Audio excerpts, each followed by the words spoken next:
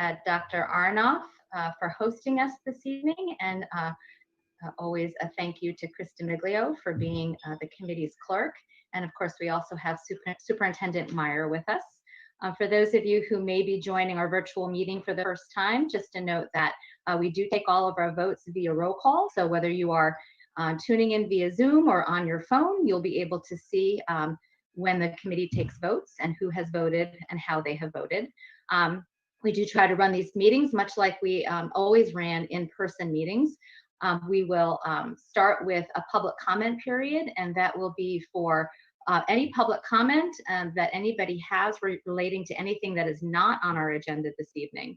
If you do have a public comment that regarding an item that is on the agenda, I would ask you to hold that until we get to the agenda item. You can use the raise hand function to indicate that you have a public comment that you would like to make, but I ask that you wait to raise your hand until either we're in the public comment period or when we get to the agenda item that you would like to weigh in on. And if you are tuning in via phone, the way to raise your hand is by hitting *9, and to unmute yourself, you'll be hitting *6. So with that, we do not have any executive session minutes to seal, so we will move right into public comment. And I will ask Dr. Arnoff to help assist me here to make sure that if there are any attendees that would like to make a comment, that I'm able to see that they in fact have raised their hands. At this point, I'm not seeing any hands raised. No hands raised, Madam Chair. No hands raised. All right. Well, thank you very much. We will go ahead and move on to the approval of minutes from previous meetings. We have 2 sets of minutes to approve. We have regular minutes from July 28th, and we have a special session set of minutes for August 4th. All members of the school committee were in attendance for both of those meetings, so we can take them together. I will entertain a motion to approve those 2 sets of minutes. So moved. So moved by Ms. Musella. Second. Seconded by Dr. Quinn. Is there any discussion? Seeing none, roll call vote, please. Allison Powell. Aye. Ann Musella. Aye. Carolyn Mark. Aye. Dean Quinn. Aye. Jeff Dronzek. Aye. Lori McEwen. Aye. Matt Plain. Aye. The ayes have it. The minutes are adopted. I want to acknowledge we have an additional panelist with us that some will be meeting for the first time. We have Santiago. Do you pronounce your last name Posas? Yes. Yes, great, terrific. Thank you for being here.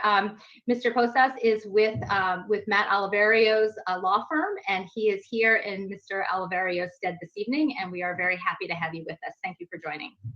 Absolutely. Thank you very much. All right, so that brings us to our action items this evening. We have a number of homeschool requests in front of us for grades kindergarten. We have 4 requests for grade 1, a grade 2 request, grade 4, grade 9, and grade 11.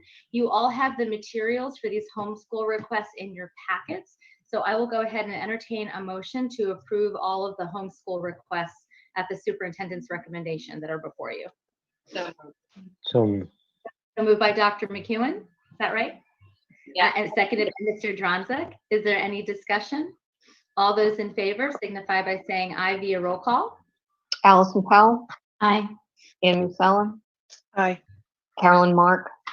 Aye. Dean Quinn. Dr. Quinn, you're on mute. Did he freeze? Oh, he may have frozen. Let's give him a second, see if he can come back. I'll go to Jeff Dronzek. aye. Thought I froze. Lori McEwen. Aye. Matt Plain. Aye. Perhaps, Dr. Quinn, if you can hear us, you can enter enter your vote into the chat. I'm not quite sure what the protocol is for handling Zoom glitches during a vote. He's still frozen. Yeah, I think he's going out and coming back in again. So let's just give him a few seconds to do that.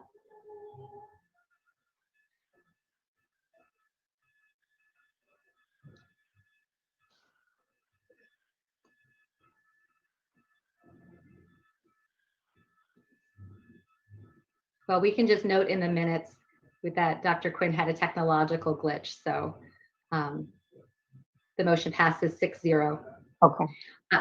Yeah, and hopefully he'll be able to rejoin us. Next, we have a resignation before us, Mrs. Pat Marcotte, who has served for the last couple of years as principal at Cole Middle School. I will entertain a motion to accept her resignation. So moved. So moved by Dr. McEwen, seconded by Ms. Musella. Is there any discussion? All those in favor signify by saying aye. Oh, sorry, roll call vote. Allison Powell, Aye. Ann Musella, Aye. Carolyn Mark, Aye. Jeff Dronzek, Aye. Lori McEwen, Aye. Matt Plain. Aye. I don't see Dr. Quinn. All right, well, hopefully he and Dr. Arnoff can figure out how to get him back into the meeting again. I just want to thank Mrs. Marcotte for her last couple of years of service in the East Greenwich Public Schools, and to really wish her all the best in her future endeavors. Next, we have a retirement before us. Our clerk, Ms. DiMiglio, confidential administrative assistant to the superintendent, has been in the district for 10 years. Thank you, Mrs. DiMiglio, for submitting your resignation as early as you have. It's a relief to me to know that we will have you until February. I don't know what the district will do without you, but we have a few months, thanks to you, to figure it out. So thank you for that notice. I will entertain a motion to accept this retirement. So moved. So moved by Mr. Plain. Second. Seconded by Dr. McEwen. Is there any discussion? All those, Ms. Musella, go right ahead. Just briefly, I can only vote in favor of this motion because I know it's not happening right away, given that she is the engine that makes the school district run. So that's all I'm going to say. Thank you. Thank you for that. Oh, I see. So we are, so give me just a second here. Is there any other discussion? So all those in favor, I'm sorry, yeah, signify by saying aye. Let's complete this motion. I do have a hand raised, so all those in favor, roll call vote, please. Allison Powell, If I must, aye. Ann Musella, A reluctant aye. Carolyn Mark, Aye. Dean Quinn. I don't think he's back. Jeff Dronzek, Aye. Lori McEwen, Aye. Matt Plain. Aye. The ayes have it. Thank you, everyone. I did receive a message that that I believe Mrs. Marcotte has her hand raised, and so thank you. Thank you for being here this evening, Mrs. Marcotte. You have the floor. Good evening. I just want to take the opportunity to thank you all for letting me serve you for the last 2 years. It's been a pleasure to work with you, the EG community, especially the community of Cole. I've met some very nice people here at East Greenwich. I've worked with some very esteemed colleagues that I have learned from and will take with me, and I am going to miss the children of Cole Middle School because that's always where my heart is. But I want to thank you all very much for the opportunity to serve you here for 2 years, and I wish you all well and all the best for a 2021 school year. Thank you so much, Mrs. Marcotte. We really appreciate that. All the best to you. Thank you. Next on the agenda is regarding a RIDE letter of intent regarding. Madam Chair, I think the superintendent had a hand raised. Is that? Oh, I'm so sorry. Thank you. It takes a village. Mrs. Meyer. It does take a village, and I just wanted to echo the sentiments and the comments of the school committee with regard to Mrs. DiMiglio. And like Ms. Powell, like Ms. Musella, which I think I caught that, I regretfully endorse this retirement as well. She has been the engine, and she has been an incredible support to me in this very short time here. Like you, Madam Chair, I'm glad we have her until February, and we will have more time to honor and thank her. Yes, we will. I look forward to that. Then the next agenda item is regarding a letter of intent to ride regarding fall 2020 maintenance and master planning submissions. I'm going to turn this over to Ms. Powell. Hi, thank you, Madam Chair. Are you you frozen? Tell us about this this item. Yes. So this has to do with the master planning work, then the site assessment work that we've been doing with Colliers. And actually, our project manager, Derek Osterman, is here from Colliers to discuss and explain this item a little. I've asked Dr. Arnoff to promote him so that he can speak to this in a little more detail. I can't tell if it's working yet,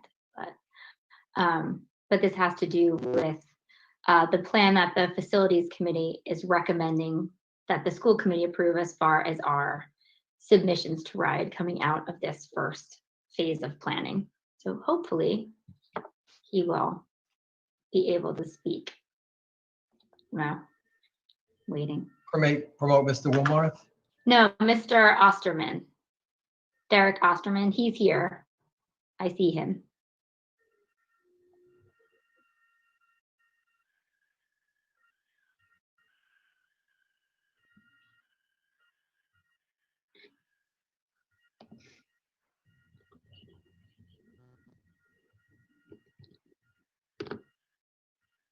There he is.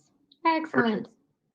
Thank you, Dr. Arnoff, and thank you, Ms. Powell. So yes, delighted to be here before you this evening and excited about the work that we've done and the work we have ahead of us. So as we've completed some of the initial study, it becomes clear that really East Greenwich has a lot of exciting school construction and development to look forward to.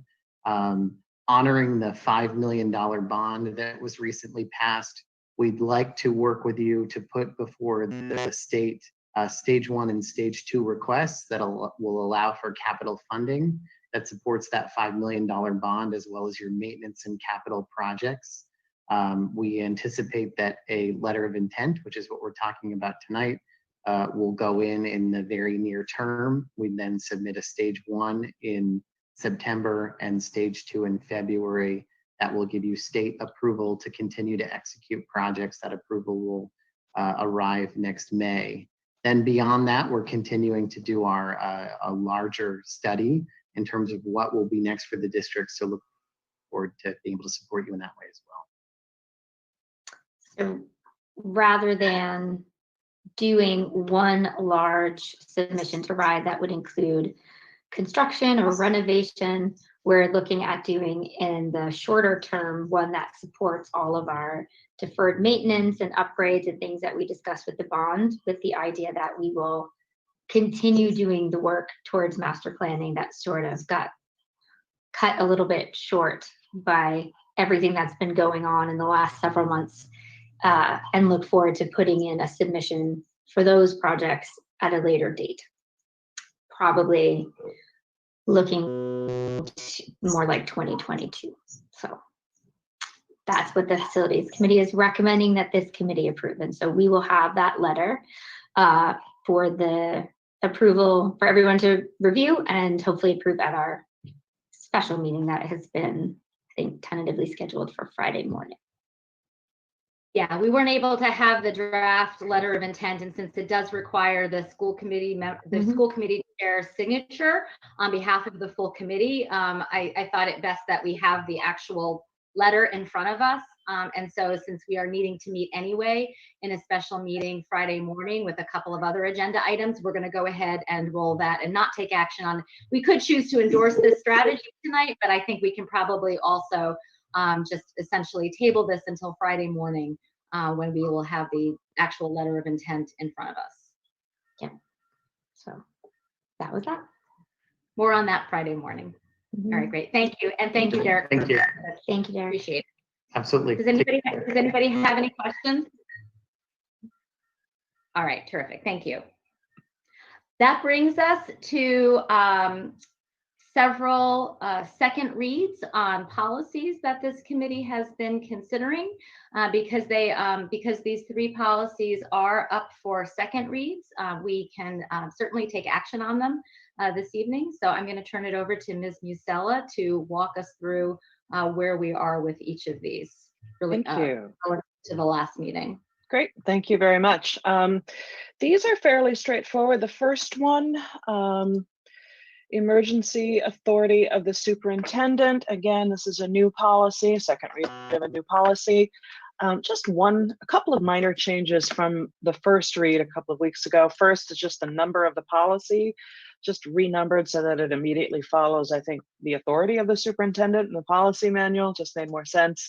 And then to reflect some of the discussion from surrounding the first read, there was some question about narrowing it just a little bit. And the first, if you read in the second paragraph, this emergency authority granted by this policy shall arise from a national or municipal emergency and may extend past the expiration of the declaration. And again, sort of the idea of this is, out of COVID, the district needed to alter its grading policies to switch to pass-fail or give a pass-fail option for the middle and high school. But then I also, to reflect our discussion, added in some additional language in that third paragraph, just that we reserve the right to revoke any emergency policies prior to the stated expiration. And that's it. So I would I'd submit to you for discussion and possible approval. Great, thank you. Does anybody have any comments or questions? I'm also happy to entertain a motion, and we can discuss once there's a motion on the table as well. I'll make a motion to approve. Motion to approve by Dr. McEwen. Is there a second? Second. Seconded by Ms. Powell. Discussion. Just thank you for the minor changes. I think that clears things up for me. Great, thank you.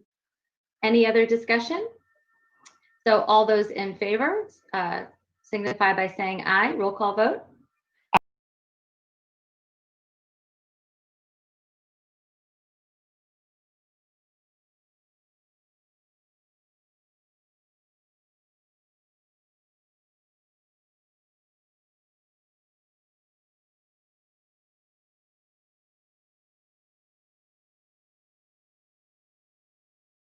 Plain.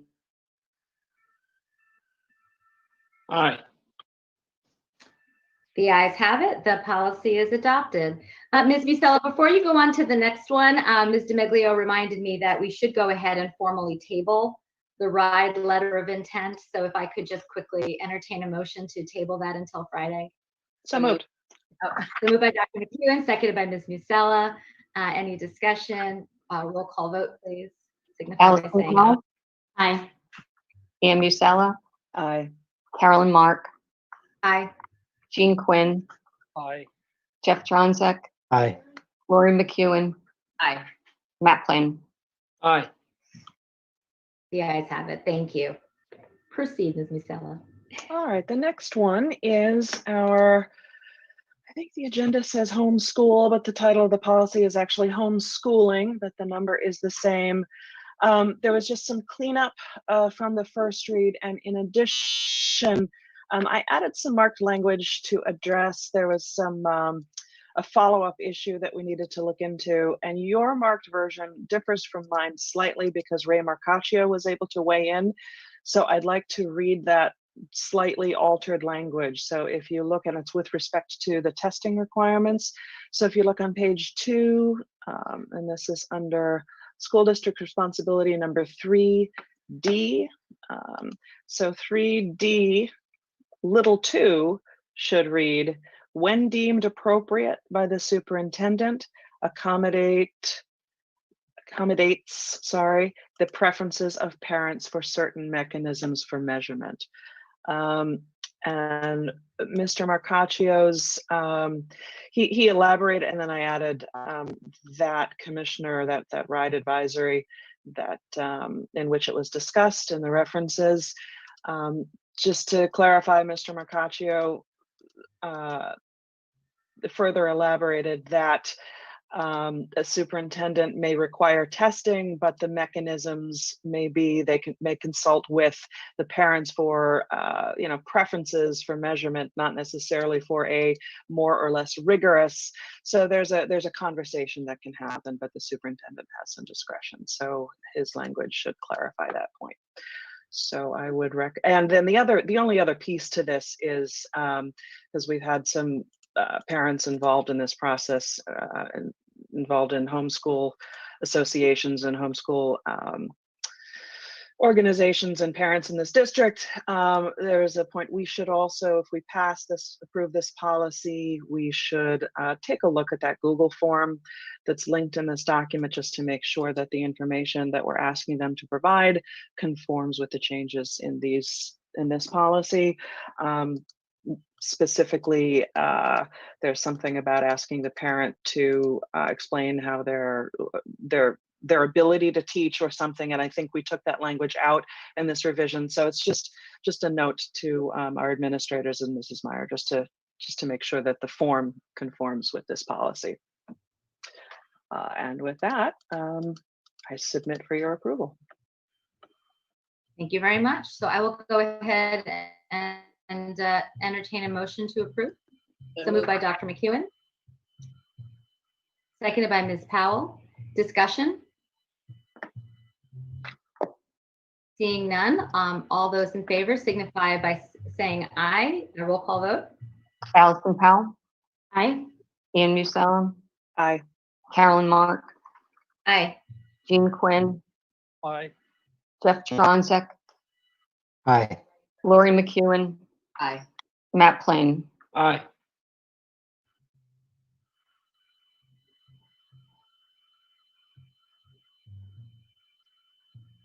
I think that's it. Oh, thank you. Thank you. I was still waiting on somebody. The ayes have it, and the Thank you. policy is adopted. Thank you.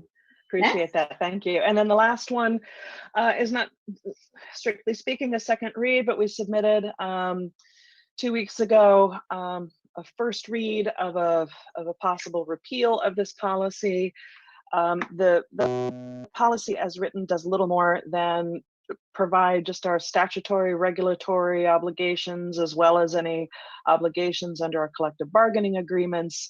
It is also somewhat antiquated, and so for that reason, and also given the flux in this COVID environment, and with the hope that that may be revisited post-COVID, but mainly because the policy itself doesn't do anything, the policy committee recommends its repeal. And this is the second read of that.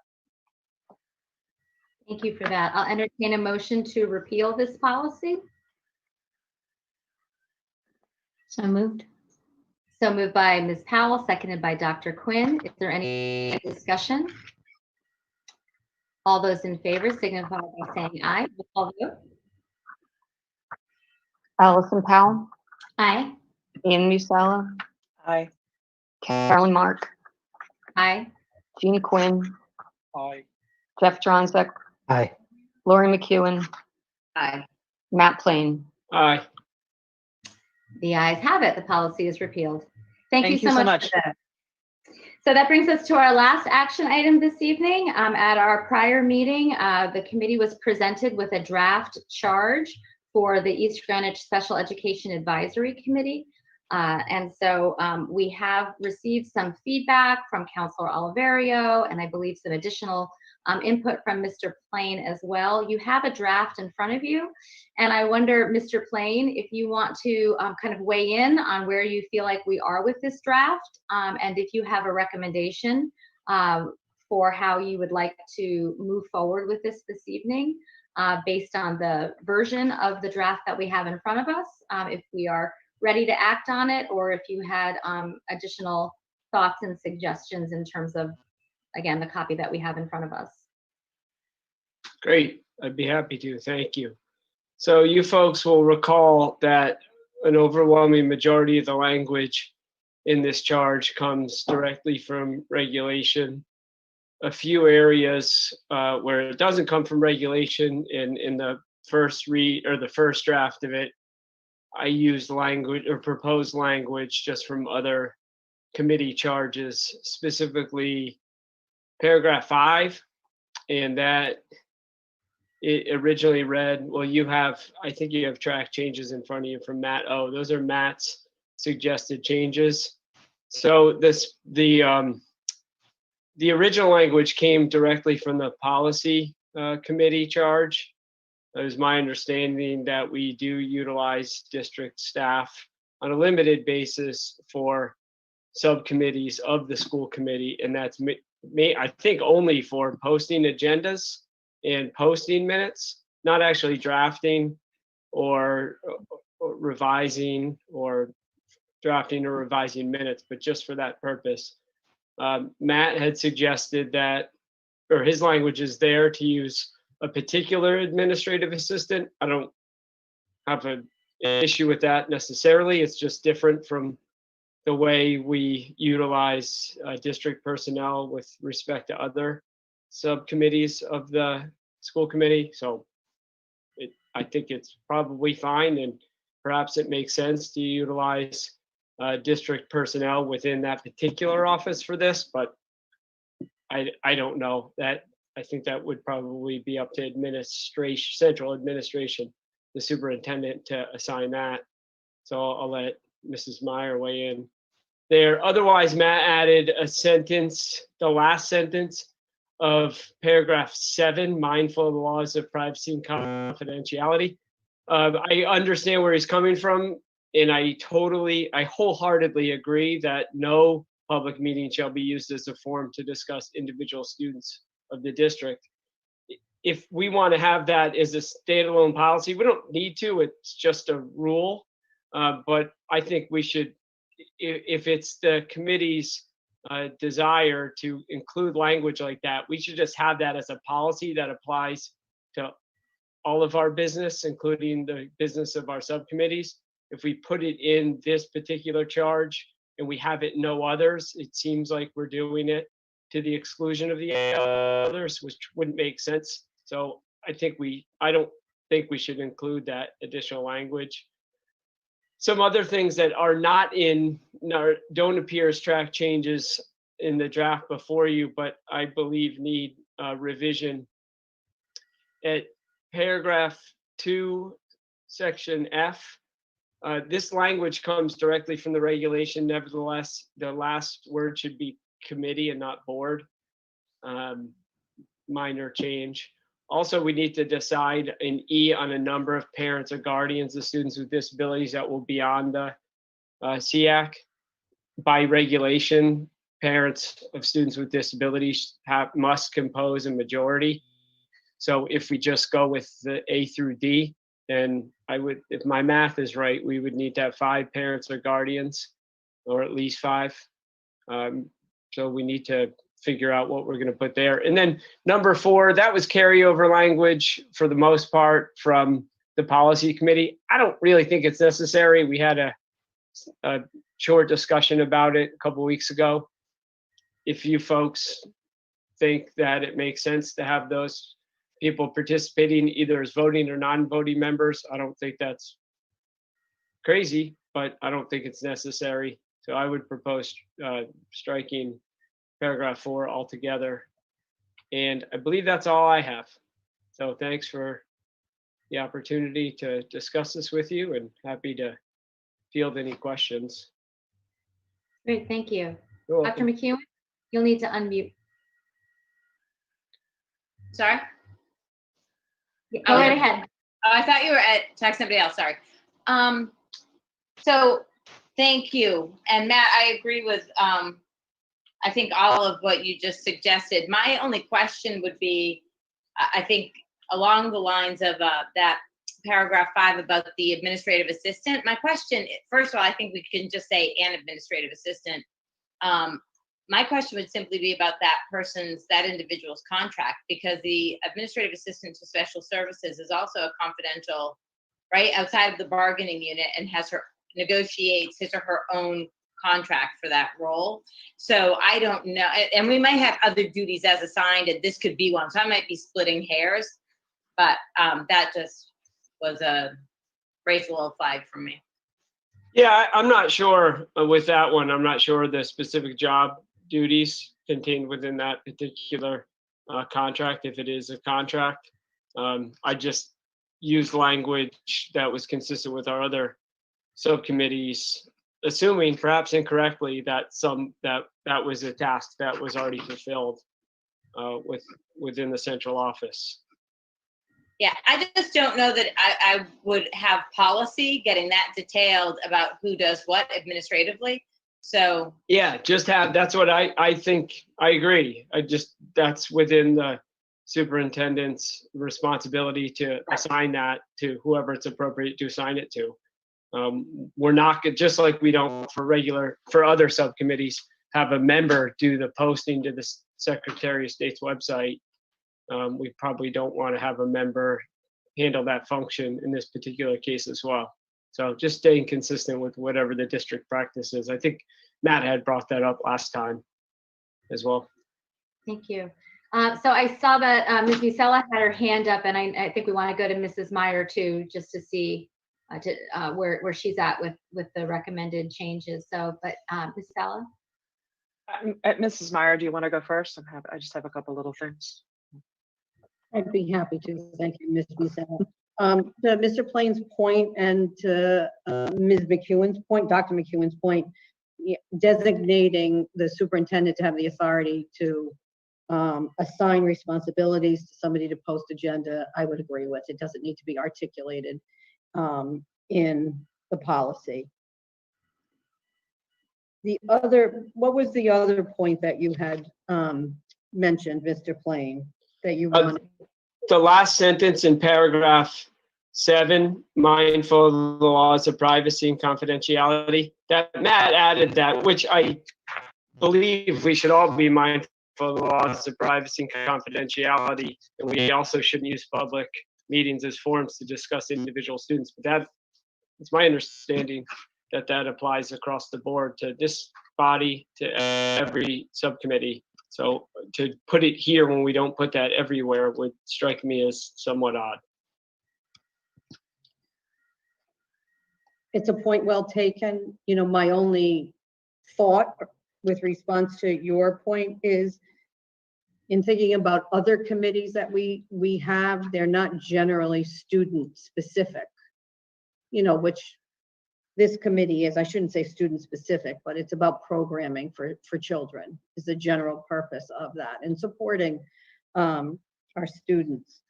But I understand. I mean, that's certainly something that should be a value and a core value of a district, and a requirement for that matter, right? Yeah. We're legally required to abide by that. So Yeah. Ms. Musella? Yeah, thank you for that. I would just add with respect to that point, you know, we could also simply add language for now, right? Which will carry us until we decide if and where to put it somewhere in policy. Dissemination or disclosure of individual student records consistent with district policy or practice, consistent with district practice. No public meeting shall be used as a forum, because also to Mrs. Meyer's point, sometimes it does come up. There may be this happened to transportation, right? Parents will come in and say, my child should have had a bus. Now we don't, you know, we have to be careful how the minutes are around, but I mean, so it does happen.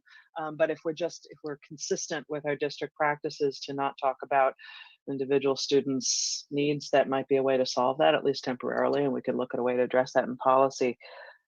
Just a couple of other comments I had, just with respect to the administrative assistant. It is in the school committee's bylaws that the assistant to the superintendent help out with minutes and agendas of subcommittees. I think we put that in there, just FYI, but it's ultimately, if it's somebody else, I agree it should be at superintendent's discretion. And then with respect to adding a public member and a building administrator to make them also members of the policy committee, I am all for additional members of the policy committee. My only hesitation there is we have problems sometimes just reaching a quorum.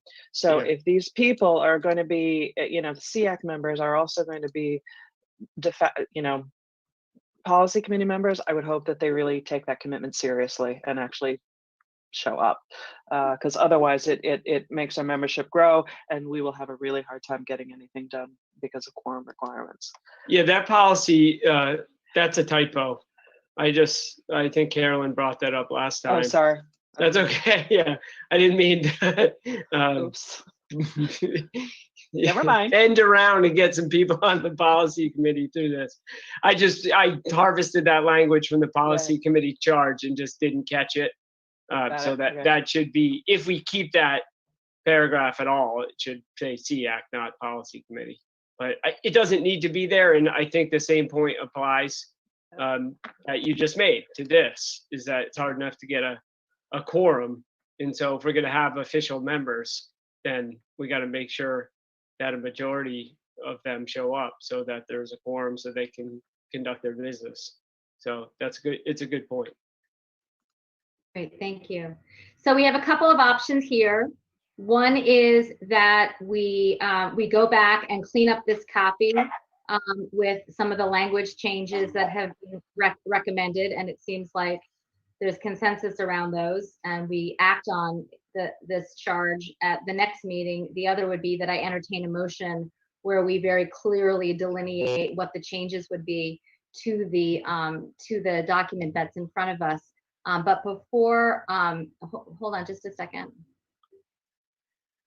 Okay, thank you. I just received a comment from a member of the public. Okay, but I don't think I have a hand raised.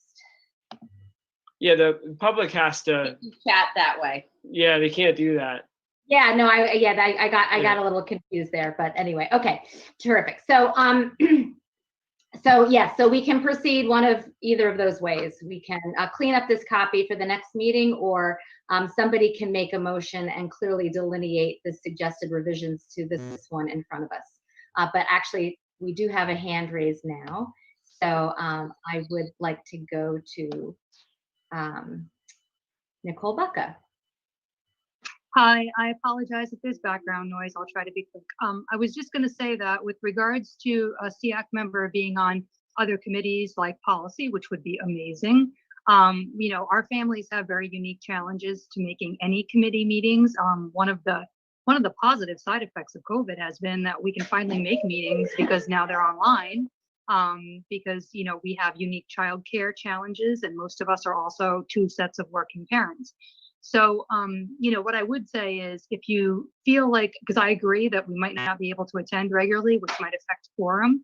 The other suggestion would be to think about having it, and we've requested this in the past, to have it be part of the infrastructure that those other committees come to SEAC to solicit feedback or send questions to SEAC itself. Parents are already attending there. Thank you. Thank you. Appreciate that input. Other thoughts or comments? Again, we can have a clean version at the next meeting, or we can move ahead tonight. Dr. McEwen? I wanted to make a suggestion. Can we just get it cleaned up, bring it, and there should be no discussion. We can just get it through the next time. Yeah, I would agree with that. I would agree with that. I'd like to see some of the blanks filled in, just so we make sure that rather than talking it through and reading it through to Chris. I agree. I would just like to say that I do like Mr. Plain's suggestion that for 2E, that we indicate a minimum of 5.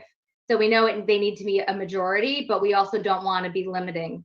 I would just, we hadn't quite finished talking through that language, but yeah. But go ahead. I cut you off.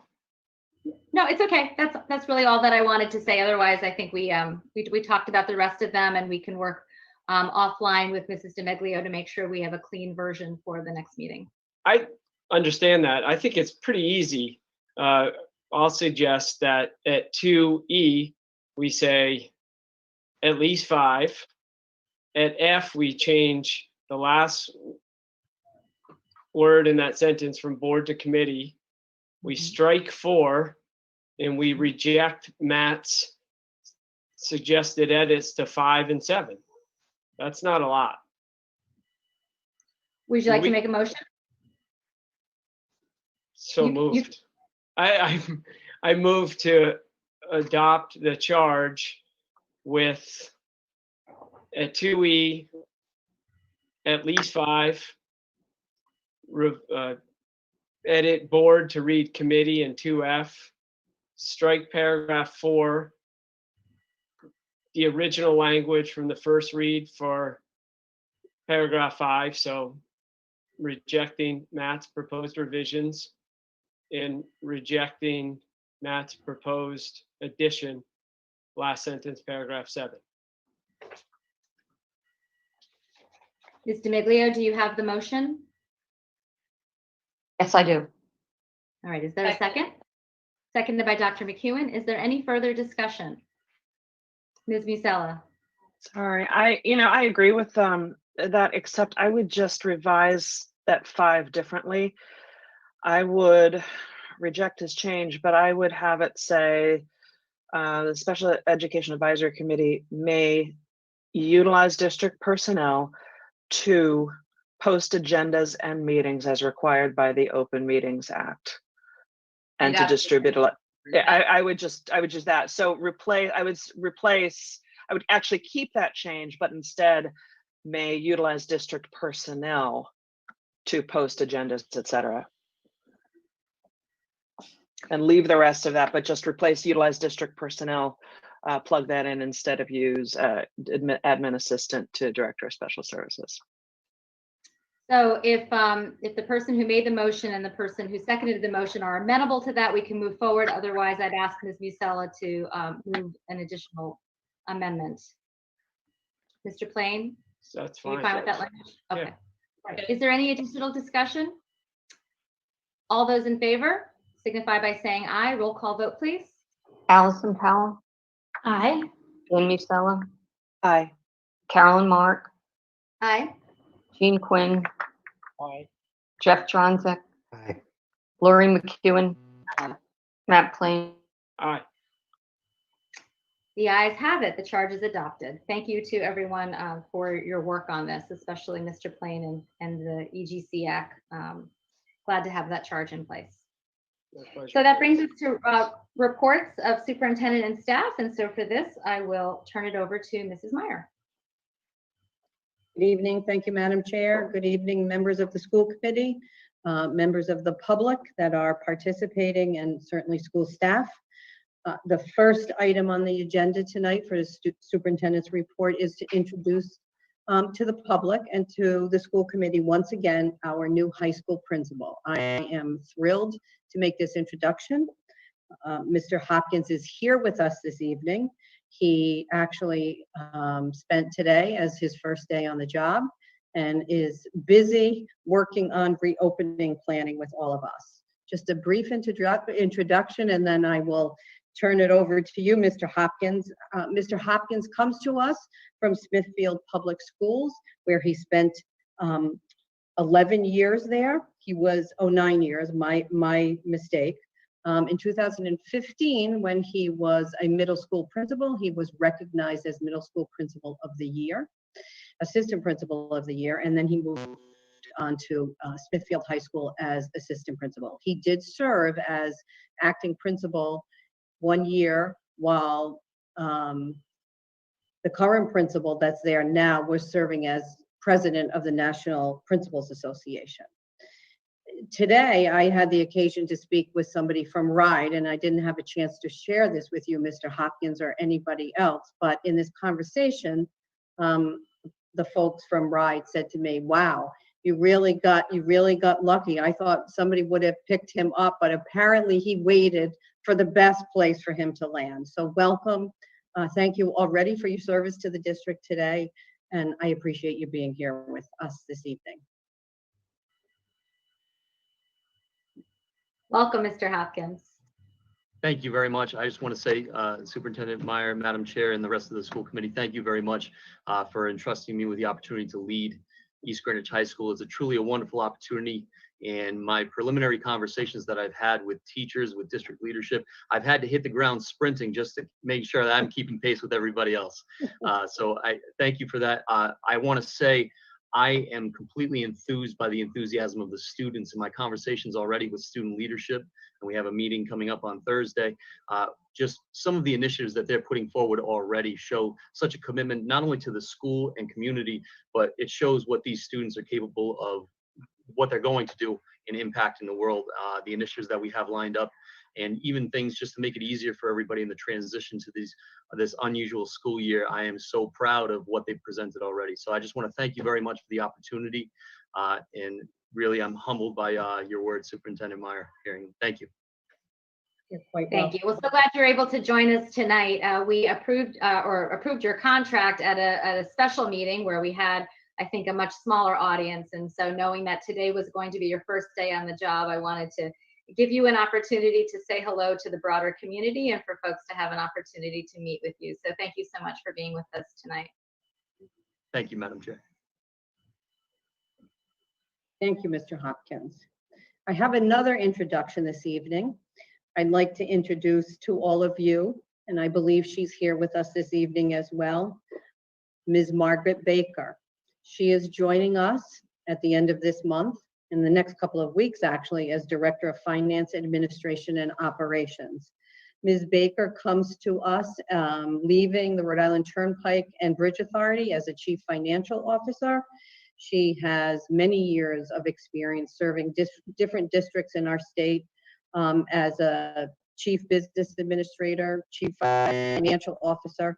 She has a Bachelor of Science degree, and she comes to us in accounting, and she comes to us with an MBA as well. So I am thrilled to introduce Ms. Baker to you and have her join the EEG team. And I don't know if you'd like to make a few words, Ms. Baker. I see her there. Maybe she's going to unmute. So, I'm having a little computer problem. I think something's going on. Can you hear me now? We can hear you. Good. Okay. The connection's not great, but we're glad you're here. Oh, this is okay. Just technology, I guess that's what the issue is right now with all the Zoom meetings. So thank you, Superintendent Meyer and the school committee. I appreciate this opportunity. I have been out letting people know that I'm coming to East Greenwich. I've heard so many positive comments about the district, about the school committee, the town council, and all the employees in East Greenwich. So I'm looking forward. I'm anxious to get started on the 24th. And thank you. On the 24th. Terrific. Great. Good to know when you'll be starting. We didn't know that when we approved your contract. Thank you for being with us tonight, and thank you for joining the East Greenwich Schools. Yes, thank you, Ms. Baker, and thank you for being here this evening. The next agenda item is the reopening planning. So I am just one of 3 people that will be giving you some information tonight, and a lot of information is going to come your way this evening. The first that I would like to share with the school committee and those members that are attending the meeting this evening is an email that was received by all superintendents at about 4:30 this afternoon, and it was from the Commissioner of Education. And the Commissioner has announced today officially that students will start school on Monday, September 14th. That will be the first day of school. Teachers will report on September 9th to 11th. She is designating that as professional development days for teachers, but I will remind the committee that we have, or you have, the authority to create a calendar based on our needs and students in the district. The commissioner has, the rationale for her decision is that, it gives districts at least 5 more planning days from August 31st to September 8th to get ready. She is announcing, and I guess with communication with the governor's office and the Rhode Island Department of Health, that they will be announcing on August 31st the scenarios with which schools will open. And you will recall those were based on metrics established by the governor, some of which are specific to each individual community. She is adjusting the school year to 177 days, with the last day of school being June 25th, 2021. I have, so she has issued a calendar, which I think will probably come before the school committee at another meeting to maybe adjust accordingly for our district. I'm now going to move on to a little bit about the opening scenarios and what this means, this August 31st. So you may have recalled in our many meetings that each individual district was required to submit an opening plan that anticipated 4 possible scenarios. On the one end would be complete distance learning.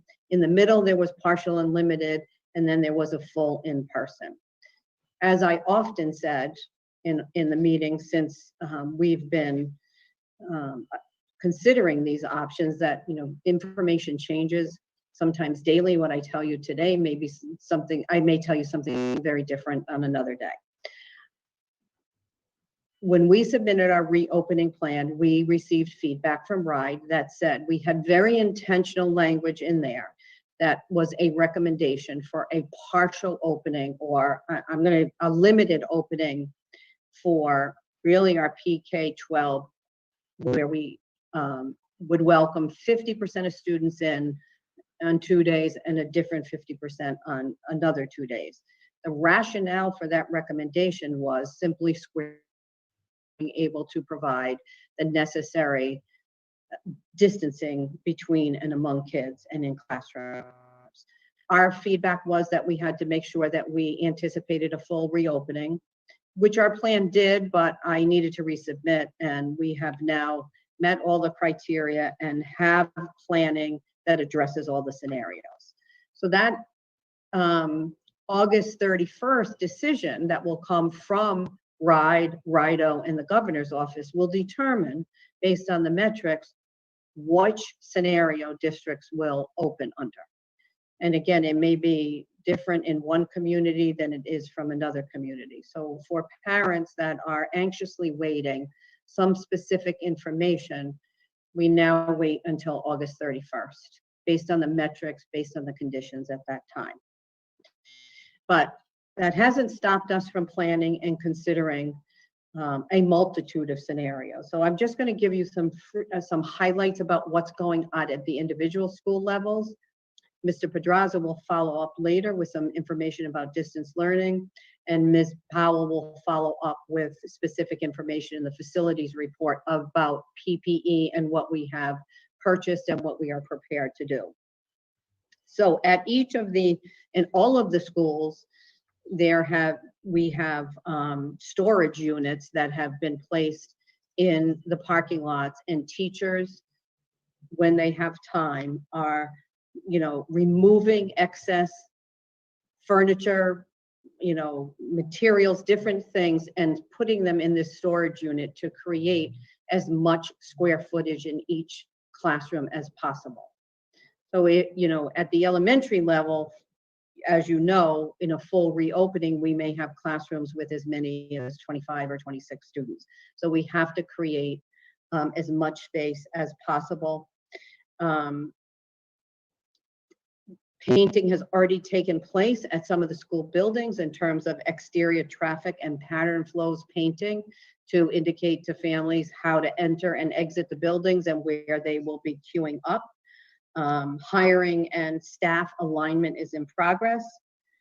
There is scheduling and planning of school-based parent forums. That information will be distributed when we have a specific date. We had a conversation today based on the later opening now about when we should plan those forums.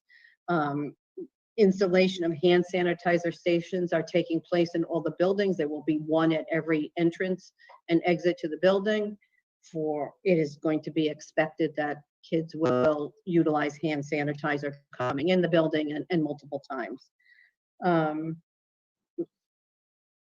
Ms. Powell may speak to this, but signage is being acquired for all of the hallways. Where their individual principals are working on, busing and transportation and trying to identify that. Each of the building principals are working on identifying recess and wellness zones, protocols, what kind of games can be played. For example, if you designate some playground balls or different kinds of things that kids would play with, they can be used by that stable pod, but then they must be disinfected and stored somewhere to be used by the next group. I can tell you that they've been outside the principals trying to identify areas of space so they can create designated areas for classrooms that will also allow for the 14 feet of distance between stable pods. We are working on acquiring the technology that we have spoken about before and waiting shipment on all of those. I think, staff meetings are taking place on a regular basis. This is, as Ms. Bucka indicated earlier, having the flexibility of using Zoom is allowing us to meet more frequently. We met with Aramark today to try to finalize how lunch plans would work with the administrative team. What I would say to you in this summary is that, as you can hear, people are working incredibly hard and thinking through some very, very complex situations. As we approach one issue and think that we've sort of solved it and are ready to move on, a multitude of questions evolve after that. However, it's really important for me to recognize the investment of the educators in this community, along with community members that are helping us, and school committee members in particular that are helping us work through this, because they have not stopped trying to figure it out and trying to envision what school will look like for students. The teacher leadership in this district has walked with us, trying to figure everything out. They have been wonderful problem solvers, and I am grateful for their input. So that gives you that piece of it, the sort of the structural, the logistics piece. I am happy to answer any questions specific to that. Ms. Musella. Thank you. First, and I don't mean this isn't, perfunctory. I mean this, even though my dog is barking. I just want to really sincerely take the opportunity to thank you, Mrs. Meyer, because you are the rock and it all rests upon your shoulders eventually. And this is a very tall order, and you've been a source of support and guidance for everyone, including members of the school committee, in our various roles. And it is not easy. And I just think it's really just really wanted to express that, including my own gratitude. It's not a small task. So thank you. My question is, so now, and I still am not entirely clear. So if I get the mechanism correctly, we are waiting for RIDE to tell us which plan they're going to have us do? Well, that is a very good question. And I will tell you that in the superintendent's call today with representatives from RIDE, that very specific question was asked. Yeah. Do individual LEAs or districts have the authority to make a decision based on what is best for their community and what safety environment that they can provide? We don't readily get an answer for that, but we continue to ask that question. Now, there's been an acknowledgement that there may be, based on the metrics, some districts may have a different type of an opening. So not every district is going to have the same opening, apparently. Right. Based on the statistics within their own district, based on their own facilities and space limitations, et cetera. So in that regard, I mean, I would hope that we could, if we are faced with a scenario where RIDE tells us which of the scenarios we are to employ, and we don't think we can do it safely, then we have to be able to say no. I mean, I see Jeff nodding. I mean, I think that's an essential question before the committee. Which leads my next to a related question, which is just a matter of process. In thinking all of this through, as we all have, my question is ultimately, I mean, you as our superintendent will provide us a recommendation with respect to this is what school's going to look like in 2 weeks, September 14th or whatever that date may be. It could still move. We have no idea. Assuming nothing changes from now until then, which is also unlikely. We're trying to put some structure around this continuously moving target. I don't have to tell you that. My question is, you make a recommendation, or do we, the school committee, approve that recommendation? Or is it on your authority that we do that? I'm just curious about the mechanism. Who actually says what we're gonna, I mean, not that we would not approve your recommendation, but it's a mechanical question. Who has the authority to officially say what we're doing? And I don't know that I can answer your question, but I will continue to seek in that answer and see who does have the authority. I would think that as a district, it would be something that would come before the school committee. And the school committee, if there was a situation where we were going to defer from or take a different course from what the governor or the Rhode Island Department of Ed is telling us we are expected to do. I mean, and I would just ask also, Chairwoman Mark, if there have been any discussions along those lines amongst the RIAS chairs, any conversations from your end?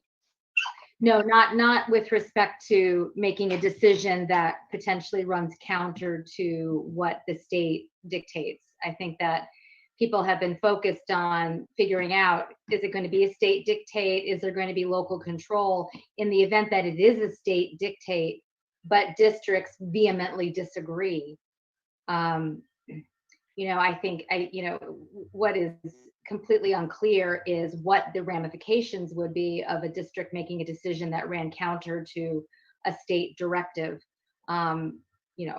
My fear, of course, is that it would be connected to state aid, but no, those discussions, it hasn't gotten there yet, but you are absolutely right to bring it up, to be thinking about it. The good news for us is that they are now saying that they will make the determination by August 31st, and we have a school committee meeting on September 1st. So we will be able to discuss this the very next day. And part of it, thank you. I'm sorry I cut you off. And part of the reason I say that is I'd like to make sure I am aware, I haven't been in or participated or listened in on every working group meeting, but I've sat in on quite a few here and there. And I just, and we'll hear more. I just want to be sure that at some point we are putting enough of our eggs in the right basket in terms of planning a robust distance learning program, right? We've spent a lot of time about physical logistics because we have to, because that's what we've been told. I just want to, I think I'd like to prepare us for possibly being in the position of sticking our heels in the ground if there's a recommendation that is contrary to what we really believe we need to protect the health and safety of our students. I appreciate that. Thank you. Mr. Dronzek, did you have your hand up? Yes, thank you. Mrs. Meyer and your whole staff, thank you for the efforts and work in this. I echo what Ms. Musella said about the amount of time and effort that goes into this. I would just strongly recommend along those lines that you tell us what you think needs to happen in this district. And as far as I'm concerned, we have to look at that and do our best to approve what you recommend. Because the safety of the kids is the most important thing. And while I'd like to see kids there to the extent we can, if we can't safely put 25 kids in a room, then we can't have them in every day. That is paramount. Everything else we do all the time in educating the kids revolves around safety. The security of the buildings is set up around safety. In this case, it's a health issue. So from that perspective, I think when we get to that potential September 1st timeframe, or if you see sooner that no matter what, you can't implement certain things, I would say, I hope you come to us and say, this is the best, this is what we can do. And I would echo the same thing with the calendar as far as, ride through that together at 4:30 this afternoon. Maybe when you take a look at it, you'd say it doesn't work as well for East Greenwich and you want to make some adjustments. Obviously, the start date's going to be what it is, but there's definitely room in there for us to adjust to our own needs, especially with extra PD days at the beginning of the year and things like that. But I just think that's important. And, every district is, if we're going to have this many districts in the state, everyone has their own needs, and RIDE isn't doing much to help any of us. And I think I've said that before in these meetings, but the public needs to understand when they come to you or us with questions, we're not getting the direction. And when we are getting it, it's usually late in the day. And we pass it along, and then we have to start asking the questions, which we can't do right away. So that's just my thought on it. I did just want to follow up on the school calendar. I mean, I would think, and I know you haven't had, just had a couple of hours to think about it, but I would think that just as we did with the other calendar, that we would add 2 professional development days before RIDE's designated professional development days. And so that would likely be on Friday, September 4th and Tuesday, September 8th. Is it your sense that that's likely what you would recommend? It's such an uncertain environment. Yeah, it's such an uncertain environment. I thought it was worth just saying that, so that at least our staff have some sense of where we're headed in this, given all of the uncertainty. So, okay. Does anybody have any other comments or questions on the reopening portion of Mrs. Meyer's report? Ms. Powell? Just quickly to echo, what Ms. Musil and Mr. Dronzek said, and Mrs. Meyer knows this from just us working together doing reopening, but just to know that, that we are supportive of whatever her recommendation is, and very used to doing everything with nothing. And I think this district is used to saying, we're going to get it done no matter what. And that when, in this case, that, we need to be really, it's okay to come and say, no, this is what we recommend. And they're saying we have to do this, but if we really can't, or we need something else, to be forward about it, and that the support will be there for that, because it really is important. So I just wanted to make sure I said that out loud in public, that, we're behind that, whatever it has to be. So, thanks. Thank you, Ms. Powell. Just before I go on to the next item in the superintendent's report, Mr. Pedraza is going to give you some detailed information about the work that has been done about distance learning, he'll speak a little bit about how it's different from, our plan is different from what it was in the spring.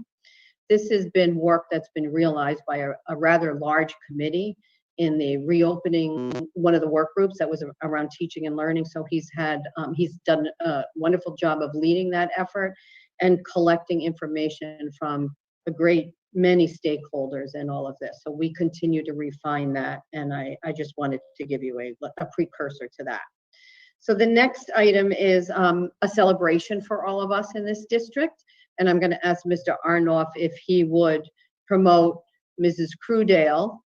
Thank you, as she is going to share some words, because she is the person that nominated our District Teacher of the Year.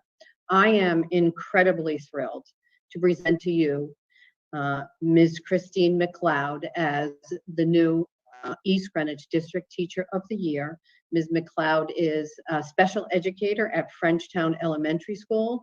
And in thinking about my remarks this evening to introduce her, I asked Mrs. Crudale to share her remarks, because I can't capture it as well as she did when she advocated for this announcement and recommendation. So Mrs. Crudale, if you would be so kind enough.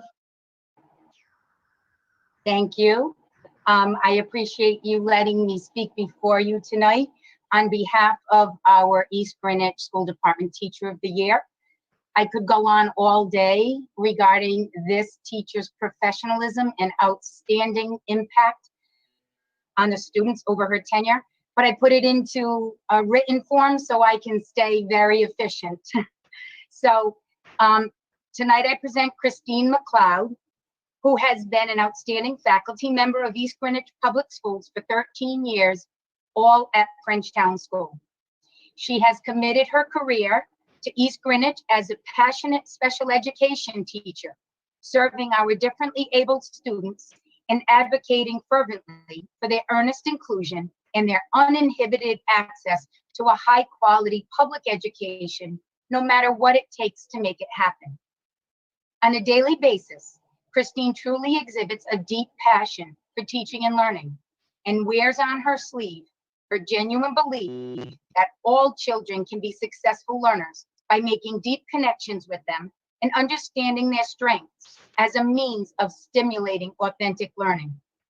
There is no challenge Christine shies away from, as she employs and models a growth mindset as well as a can-do attitude. She possesses high expectations for all and is driven to collaborate and build team capacity, leaving no student, no teacher, and no paraprofessional behind. Her positivity and energy is invigorating. It is important to share that her recognition tonight is the result of an impassioned nomination put forth by her colleagues who witness her incredible work with children on a daily basis and are the recipients of her tireless commitment to supporting fellow staff in a shared mission of meeting the needs of all students. It is with great pride that I introduce Christine Mccloud as East Greenwich Public Schools Teacher of the Year, a true champion of all children all the time. Christine, congratulations for a well-deserved recognition.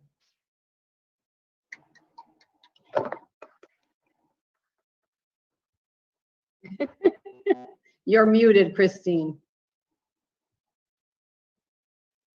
There you go. Wow, I'm at a loss for words. Thank you so much, Marianne, for the beautiful words.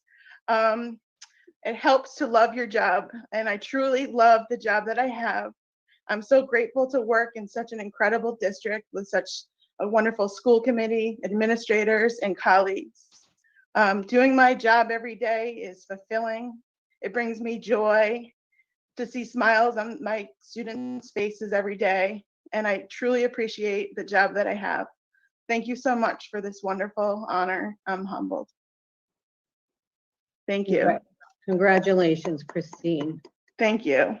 And you will now take the torch from Mrs. Eves from the high school and have ample opportunities to meet with other district teachers of the year across the state and in meetings that RIDE will host. So congratulations. And there will be a water fire, is my understanding, for recognizing district teachers of the year. That will continue. So we will be there to celebrate you. Thank you so much. You're welcome. Okay, next on the agenda is a discussion about potential goals for the superintendent of schools. I did share a document with you that is sort of a draft of potential goals, and I'm asking for your feedback tonight and direction and guidance. They are completely a draft, and I am open to and appreciative of any feedback that you have for me. We can sort of review them really quickly, and then, you know, in the interest of time, certainly up to you, Madam Chair, if you would prefer people provide feedback to me in writing. But these will eventually take the form of SMART goals, where there'll be timelines and benchmarks in that. But, you know, there are some actions or clear focus, and it is around the vision of a graduate. You know, I guess I'll just summarize this. I did share it with Dr. Arnoff if you want to have him project it, but, you know, some areas of focus around supporting, defining, and measuring success for all students, specific actions under that. And I have in the document for your benefit members of the school committee. I took the evaluation document, the Massachusetts document that has been used to evaluate the superintendent, and the 4 broad standards that were in there. And then I also took the Rhode Island school leadership standards, the RISEL standards. Full disclosure, I was part of the effort that developed those standards at the state level, but those standards are, thanks, Dr. Arnoff, those standards are based on national standards that were developed in 2015, called the PSEL standards, professional standards for educational leaders. And they set as, they stand as a model of leadership standards. So, some thoughts on defining, measuring success for all students, further articulating the work we did of vision of a graduate. And within this school year, we would develop a vertical articulation of the skills, competencies, and dispositions at the K-2 level, the 3-5 level, the 6-8 level, and the 9-12 grade spans. And you may recall when we presented the vision of a graduate, we talked about these benchmarks and the possibility of a performance assessment at each one of those grade spans. And if we're thinking about success of our students, we're thinking about something more than just how we measure them on state assessments.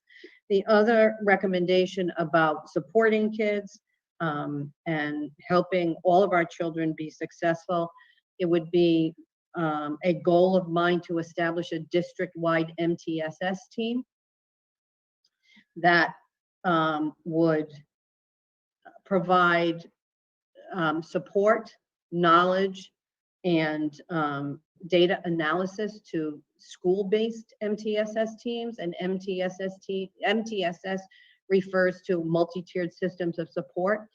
It's a combined effort, process, vision for how you structure schools and districts to support kids both academically and socially and emotionally.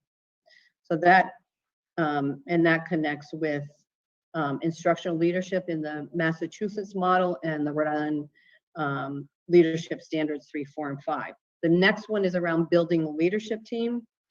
Those of you that know me know that, I am first about culture and the importance of a positive culture to support our schools and our districts. So I mentioned about, hiring talented educators, building on the school set of school and district leaders, supporting principals, because as you know, we have site-based management before us and school improvement teams. I would very much like to establish a superintendent student advisory council that would be established in the near future and meet regularly. So that's around building the leadership team and having student voice, and then supporting, school-based folks with regard to teacher voice as well.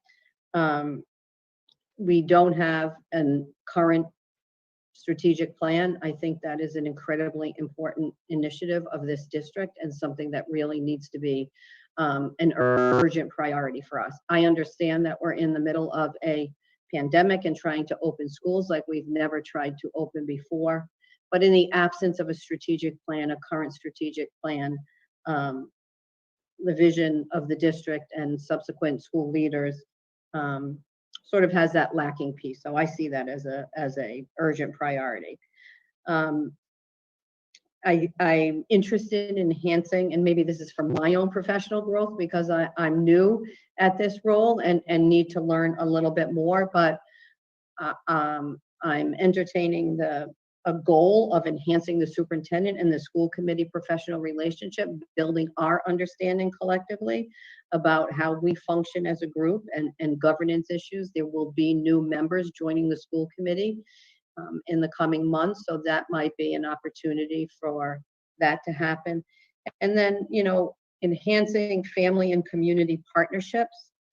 That's a standard, a family and engagement standard in the evaluation document, and it speaks to RISEL standards 3 and 4. I mentioned about continuing with the relationship that has been developed with the town manager and being able to promote the school and town relationships to support all of our community members. I hope we can continue that. I mentioned the EGPD and EGFD as we're thinking about community folks as to promote, safe schools and keep those relationships. I'd like to enhance my communication skills as superintendent or more communication opportunities, meet with obviously the parent-teacher groups, which I would continue to do, but seek other opportunities to get input from the community. So a very broad kind of summary, and I defer to all of you for any feedback, any recommendations, or how, Madam Chair, you would like to proceed. Sure. Thank you so much for that. And I know that a tremendous amount of thought has gone into what you've just shared with us, and a lot of it was an outgrowth of some of the individual conversations that you've had with school committee members, with administrators, and with staff members. And so, I would just say that, for me, I kind of treat this as like a first read. It's an opportunity to share with the full committee and the community kind of how you're thinking about the goals. I really appreciate the extent to which they are aligned with the standards. As we've now, introduced this superintendent evaluation tool, it's great to have the opportunity to align the goals to that. So I think it's great to see that work happening. But I do know that that there's more work to be done on these, and that this is just your opportunity to say, these are the areas that I'm thinking about. If you have any initial feedback, let me know, but that we'll have a deeper conversation when you come back to us with the more fully developed goals. So I would just say, if there are members of the committee that would like to share any thoughts or comments now, you're certainly welcome to do so. If you have comments that you'd like to share offline between now and our next meeting that can help to inform the next iteration of these goals, that's great too. So again, I would just kind of treat these as a first read, but happy to open it up if folks have any general reactions or input that you'd like to provide. And then again, just would invite you to take that offline, and we'll wait to have a deeper discussion when we have more finalized draft. So are there members of the committee that would like to, and I know that Dr. McEwen, of course, as chair of personnel and chair of well, as such, the superintendent evaluation process, I don't know if you would like to share any words. Very briefly to echo that, and Ms. Meyer and I spoke about these as well. And as you pointed out, these are not yet formulated with benchmarks and dates. I think what Ms. Meyer is looking to do tonight, as you both said, is to say, do these seem like the right direction? Will there be some support, or is anything missing? So I would just suggest tonight, if we have clarifying questions about what something means, for example, MTSS, etc., we ask those. And if we see any area, like a glaring area of omission, not to the nitty gritty, but a big category, we could say, could you think about this and come back with a goal? And then we can talk together and sort of flesh out those by this date and what it would look like a little bit. Then once we look at those goals and we get the big picture idea, then Mrs. Meyer puts that into a plan for herself with actual dates, and she has to do a whole sort of racy matrix with who on her team is responsible, who she'll delegate it to, and that becomes her internal working document.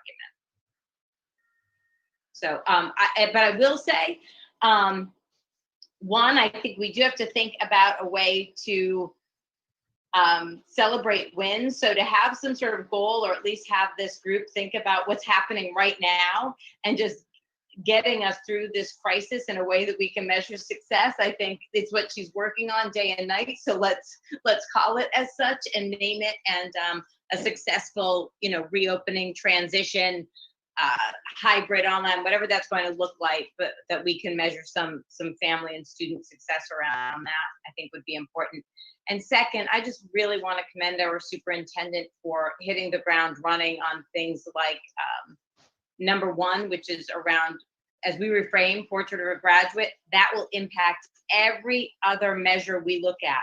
So we don't have clear data. We're not saying right now, let's look at RICAS and get this group or that group to move by X percentage points, because what this will do is reframe how we think about teaching and learning for every single student. It's a huge undertaking, and I'm not sure that comes off clearly enough, but number one, and then that strategic plan, those are two huge goals that will encompass all of those other areas, especially the strategic plan, which will have to get us into facilities and finances and looking at some long range planning. So those are bigger, I think, than they look on paper. And I'll stop now. Thank you. Any other members of the committee who want to weigh in tonight? Ms. Musella? Thank you for this. And Mrs. Meyer, thank you for walking us through it. You know, I also just appreciate, and again, I'm not sure which juncture is appropriate for what level of detail, so I appreciate that explanation that went along with that. Have these been worked, so does the personnel subcommittee meet to work through these things? Is that the process? I'm sorry, go ahead. No, go ahead, Mrs. Meyer. So Dr. McEwen and I have been working together we met along with Dr. Arardi has helped as part of the process. But what will happen subsequent to this, and I don't want to speak for Dr. McEwen, but these will, after I receive your feedback, and I welcome that. I mean, I echo what Dr. McEwen said. If there's something glaring that's missing in here, please provide that feedback. But this will now take the form of, once I have that feedback and come back before the committee, it will look like SMART goals with benchmarks and those pieces. So I will continue to meet with Dr. McEwen and Dr. Arardi too, to help me think through this. I see, but the personnel subcommittee does not really deal with this per se. I can't hear Dr. McEwen, but so I'm just curious. I was just wondering about process. Sure. Yeah, thank you. Not for this part, at least not as I recall. That's not how we set the goals. But then we do go through personnel subcommittee when we were rethinking the eval system, I believe. Got it. Okay. And for some of those kinds of pieces, but not for her initial goal setting. Thank you. That really just a process question.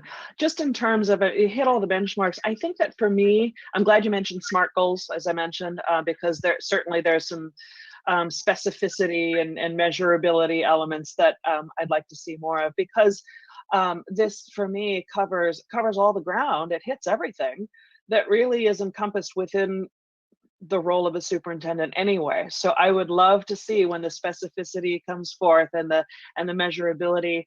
I would love to see more of our superintendent's own vision. Now, clearly part of that is, as a leader, you are collaborative, which is a tremendous strength, and that shows through, which is terrific. But in addition, I would like to see some of your individual version as a leader as well.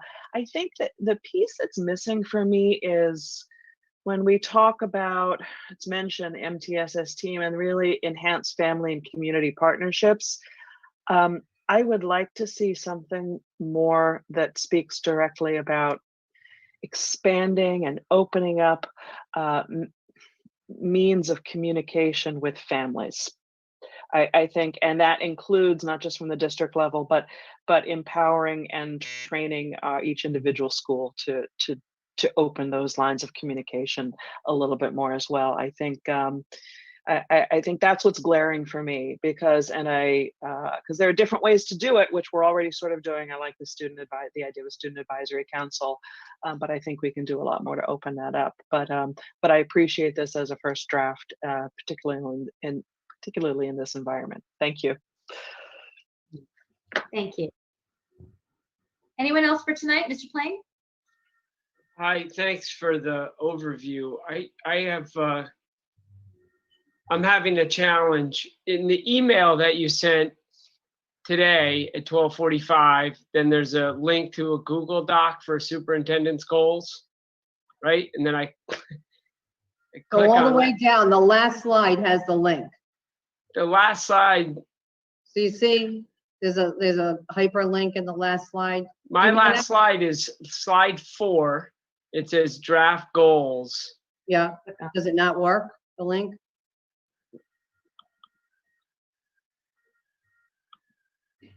just says draft goals. Is there? All right, I'll share it with you, Matt. Okay, sorry about that. It's probably, I have Google I had Docs. I had to get permission to access that document, so there was another step that I needed to go through to Okay. access it. Yeah, when you were talking, is there anything glaring that's missing? I was like, yes, goals. But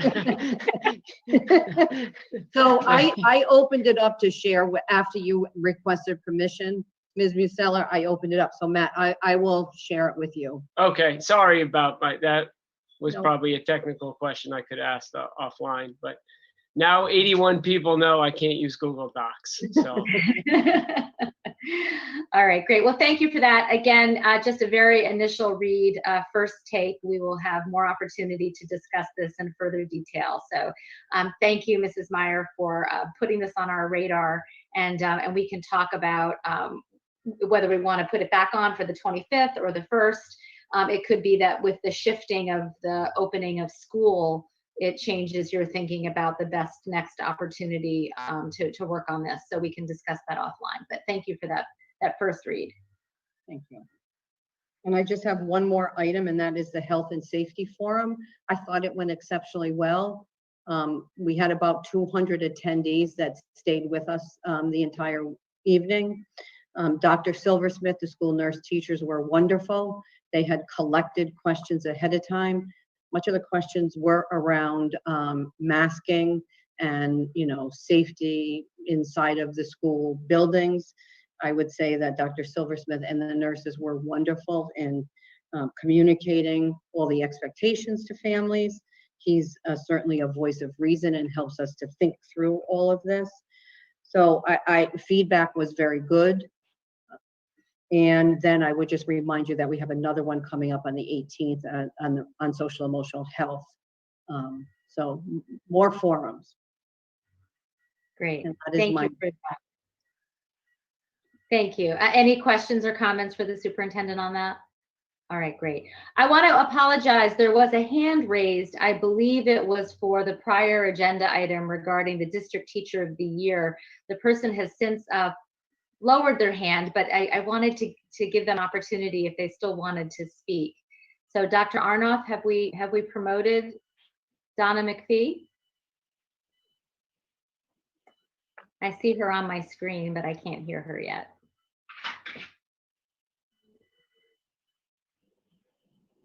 There she is. I see her. Can you unmute? Hi, can you hear me? Hi. Yes, I'm so sorry that I missed your hand before. That's okay, no problem.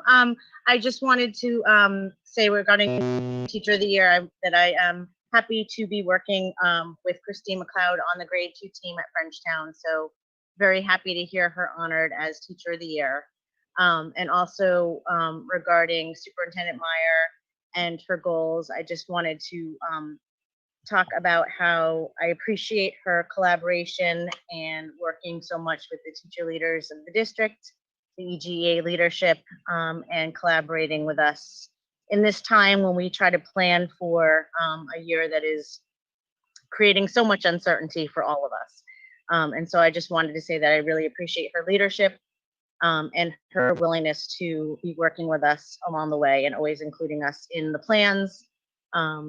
That has been very important during this time. So thank you for the time. Thank you. Thank you. And we also have Dr. Arardi's hand raised. Dr. Arardi, welcome.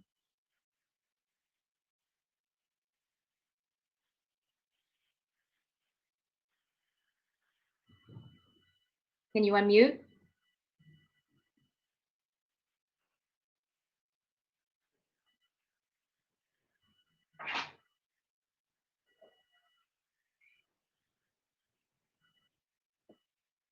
We're still waiting for you to unmute.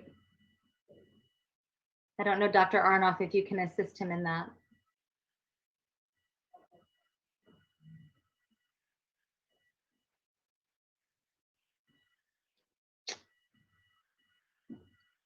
Dr. Arnoff, can you advise whether we're going to be able to hear from Dr. Arardi tonight? No, Madam Chair, I can't unmute somebody who mutes themselves. Okay. Well, Dr. Artie, we'll have to come back to you, and hopefully we'll be able to hear from you next time, but I think we'll have to move along. Sorry about that. Okay, so shall we move on to teaching and learning? So I don't know, Mrs. Meyer, if you're introducing this topic or if I am just welcoming Mr. Pedraza to the meeting. I will defer to you, Madam Chair, and introduce our Assistant Superintendent.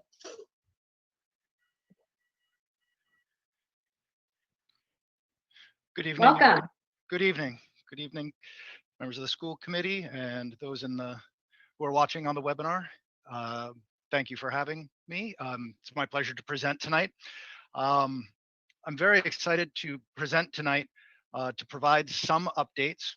I'm sure that I'm going to answer some questions for some folks out there. I don't know that I'll be able to answer all of the questions, as we've learned even last meeting when we got a few moments before the meeting, the feedback from RIDE, and then now just a few hours before this meeting, we get a major pivot potentially coming down the pike from RIDE, but I will do my best to answer all the questions that I can, and especially the number one question that we've been getting, whether it be through the community outreach or whether it be through surveys or conversations, and that is, will distance learning be different in 2020 and 2021 than it was last year? And I can unequivocally say absolutely yes, it will be different. The circumstances, while related, were different. As we showed in our reopening plan, it's different because in terms of starting the school year, we need to build those relationships with students. We need to reestablish trust. We need to get into new routines. But more importantly, I think it's also, or just as importantly, it's going to be different because East Greenwich Public Schools, we are built around a culture of improvement. And it was fantastic that Mrs. McPhee came on beforehand, because the words that she said are indicative of the collaboration that's been going on and the agreement and the discussions that we've been having about not just how it has to be different, but how we can improve.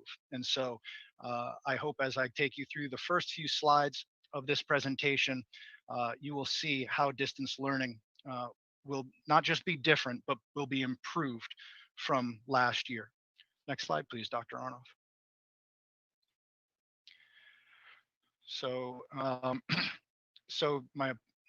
sorry, it's coming up a little bit different on Zoom for me.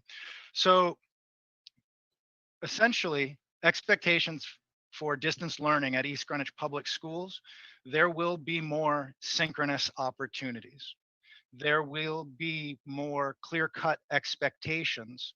And we saw this and we're actually commended for it in our reopening plan. But even since that reopening plan, we've been working together to define what those should be. So some of the feedback was to get more specific about how it's going to be different. So some of the ways, some of the expectations that all East Greenwich public school educators are expected is that at the elementary level or at the beginning of class in the secondary, that there's going to be a meeting, there's going to be a synchronous experience, so that we can get some of those routines out of the way, greeting students, take attendance, and explain what the expectations are going to be for everybody for that day. Again, they're going to be very different because you're going to have some students who are in person occasionally, some students who are in person all the time, and some students potentially who are never in the building. And so we're going to try and accommodate all that we can. We are stating very clearly that there will be the use of Google Classroom daily, a daily agenda, the assignments, and the resources. We are investigating definitely at pre-K, will be the use of Seesaw as a learning platform, but it is now being investigated pre-K through 2, and we're supporting that investigation, or supporting principals in that. What we expect also that there's daily interaction of live lessons, to introduce and reinforce those learnings, or to check in on student progress, to check in on the well-being, to explain assignments that students are going to be doing in large groups, in small groups, and even on their own. Next slide, please, Dr. Aronoff. We expect that Google Meet, and we've been checking the bandwidth and the wireless and been upgrading in many cases to that, to make sure that we can use not only Google Meet, but any other collaborative technology to include students who are at home, again, to meet the governor as well as our own community's demands. We're working closely with Dr. Aronoff. We also expect our educators to use all of the tools that we make available to them, whether that be using a document camera, using Google Docs, using the curricular resources that have been purchased, but to share things that are being shared with all students, and so that there is a uniformity of resources being used. And that we also don't just throw away. Just because it's distance learning doesn't necessarily mean it always needs to be online. It can be digital resources and traditional resources. We need that hands-on. Students need those manipulatives, and we want to make sure that we're getting to, again, all modalities of instruction. And we expect that our educators and our students and our families will make that happen this year. Next slide. So when not conducting live sessions with the class, with a small group, or with an individual as described, educators will be providing all students who are enrolled in a class with a method that the teacher will be available to them if they have a question, to give feedback, to give clarification during the scheduled time that learning is set to occur. Now, again, this is potentially going to look different. It's not, well, I'm working on an individual project and my class is normally scheduled here, so I get on-demand answers. Because it might be at that time that the teacher is scheduled to meet with in-person students doing an activity, or they might be giving individualized feedback to individual students and test corrections and project. It might be that they're connecting with another small group, doing another small lesson. But it is the expectation that during that scheduled time, and going back to the original slide, that schedule for the day does allow the educator to connect or give students the opportunity to connect with the teacher at some point during that scheduled class day and period. Next slide, please. However, what we don't want to do is we don't want to take away the power and negate the gains in some cases by those students who thrived under asynchronous learning. So even though we have these expectations, we do want to make sure that it's clear that the use of synchronous live teaching doesn't stop any teacher from using their professional discretion to utilize asynchronous instruction and activities. And in many cases, that's going to need to be necessary, especially as if we reopen in person, as we're going to need to embed the humanity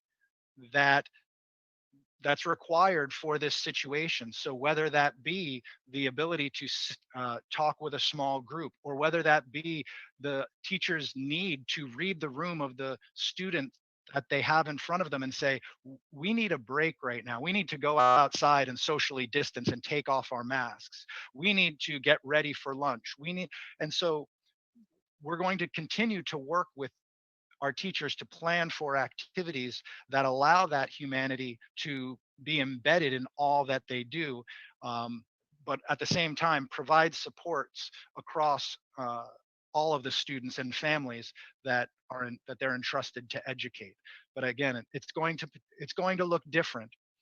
So while we will do everything that we can to continue to make sure that in distance learning we are getting across the East Greenwich public schools curriculum, that experience, depending upon how you are interacting, is going to be different based on that in person. However, that personal connection, that personal outreach, that loving and caring educator who's doing all that they can for their student is something that is going to be ubiquitous regardless of the level of distance learning that we're involved in. Next slide, please.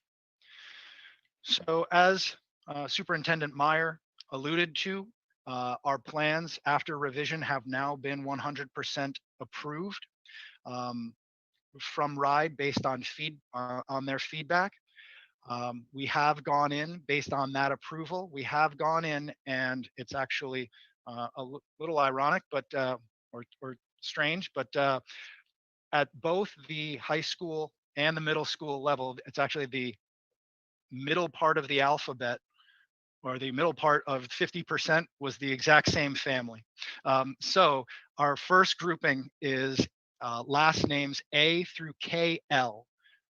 If we took all of the K's or took all of the next, all to the L's, it would tilt it far too much. So we do need to right now start in or end with that portion of the alphabet. RIDE did approve the Asynchronous Mondays. Again, on Asynchronous Mondays, that will be time for teachers to not only hold office hours and give students feedback or answer any questions about the asynchronous assignments, but also do some in-group, some independent small group help, great parent contact, and then engage in professional development along the way. Again, we're doing this because we generally are preparing for what the data suggests is that we're heading towards a full remote. And like we said, our expectation is that distance learning is going to be very different than it was. And so we need to make sure that people are prepared for that. In the next slide, please. In the RIDE approved, under the limited model, this was approved because again, at this point, things according to the state data or the state metrics are again continuing to not trend in the right direction. All students, with the exception of our most at-risk learners, would be doing full distance learning. Next slide, please. And then obviously, if for some reason the conditions warrant a return to full remote or full distance learning, all students are placed in a distance learning format. However, what is new is the elementary. This part is not new, as Superintendent Meyer alluded to. This was always in our plan. However, I think they got caught up in our narrative and our request for a tiered reopening. But since that resubmission and feedback, we are now approved. So if the state currently says for a full or partial return, that does mean at the elementary level, 100% in-person learning. Again, we still have concerns about the square footage regarding that. However, with distance learning and those who are opting into 100% distance learning, that will ease some of that if we have to reopen in this scenario.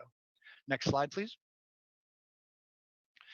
The limited schedule. So again, based on a limited schedule, statewide or community data is not trending in the right direction. It is at this time where the RIDE guidelines change. Again, under a limited scenario at the high school and middle schools, they're saying you can't have more than 25% of students in. At the limited level for elementary, they're saying you can't have more than 50%. So that's why this schedule tends to look a little bit more like, or looks almost exactly like the reopening schedule for secondary. So we again get to that asynchronous, that distance learning, to make sure our teachers have the ability to plan and get ready for the likelihood of full remote learning. And again, we break those up and increase the amount of social distance available to all in the building. With, again, the exceptions always being those deemed at risk. I will note, however, on the next slide, or the last names, while we are tentatively planning to keep the last names, there is some leeway here, or that we need to do one other way, or that I need to ask for. One way that the elementary and secondary schools are different is that it is based on classroom capacity and classroom size. So at the secondary level, RIDE is setting its baseline based on the percentage of total students in the building, where at the elementary level, they are setting it based on the number of individuals in the class and the number of individuals allowed in the classroom at any one time. It is for this reasons that as principals continue to make up rosters, that there might be some flexibility, and we also know some families that currently have or are constituted under different last names or have two last names in their family, and so we will be personalizing or look to make adjustments to that, but that will happen at an individual level after consultation with the school's principal. So again, we will shoot for that K through L, but at the same time also need to realize that we will work as closely as we can with the alphabetical breakdown of the class at the elementary level of the class roster. It is not just about the school's roster. Next slide, please. And then last but not least, in a full remote or distance learning scenario, all students are not in person. They are all remotely learning. Next slide, please. So while the number one question I feel I can answer, will distance learning be different? And I can say yes. The number two question is, well, what does 100% distance learning look like? And we are still working on that. And the main step now is, now that we've closed down, not closed down, but the community survey of choice has been completed, we need to validate that data. So we have the number of teachers and staff. We are still waiting for some confirmation in regards to requested accommodations that we still need to get in place to see exactly who and how many we have that we are going to be able to accommodate. And then we need to get to the exact number of students in distance learning or requesting it. While we had a tremendous output or responses to our distance learning and survey in terms of choice, it is not at 100% yet. And those that did submit, there's some flaws in the data, and we need to validate whether it be that there were multiple responses that came in, different grade levels placed into certain things. We need to make sure that we have an exact number so that we can accommodate. However, I wanted to be sure to give as much of an update that I can. We need to clean up this data and validate this data because it's going to affect what 100% of distance learning looks like. We are thinking that at the elementary level, that it would be a 100% grade level teacher and students with a teacher. So all students involved in that teacher's classroom at that grade level would all be part of distance learning, where none of them would be taking place in person. It would be strictly 100% online. At the secondary, it's going to look potentially different. While we'll take a look and see the number of faculty and staff, what we're trying to do is trying to place and make sure that we can keep people as connected to their existing classes, to the existing curriculum as possible.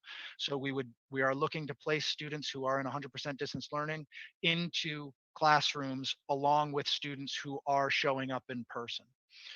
We are working with that. And then based again, if we need to offer 100% distance learning sections, say for a specific class or a specific discipline, we might be able to do that as well. But again, that goes back to the number of teachers and staff needed in this model. Next slide, please. So some other current thoughts or workings regarding 100% or those who request 100%. We are not, while we are looking to purchase additional curricular resources, we are not looking to take an outside curriculum and have people call it the East Greenwich High School curriculum. We are looking to support our existing curriculum, make sure that any resources that we extend or purchase or that are a part of our instruction are aligned to our local curriculum. So anything that we do during distance learning, same curriculum and program as if they were in person. We are saying our current thinking right now is, again, that you could request distance learning and that we would, if you wanted to opt back in, that we would need to do that on a semester basis. Next slide, please. Now, for grades K through 5, this opt-in and opt-out does present some a twist.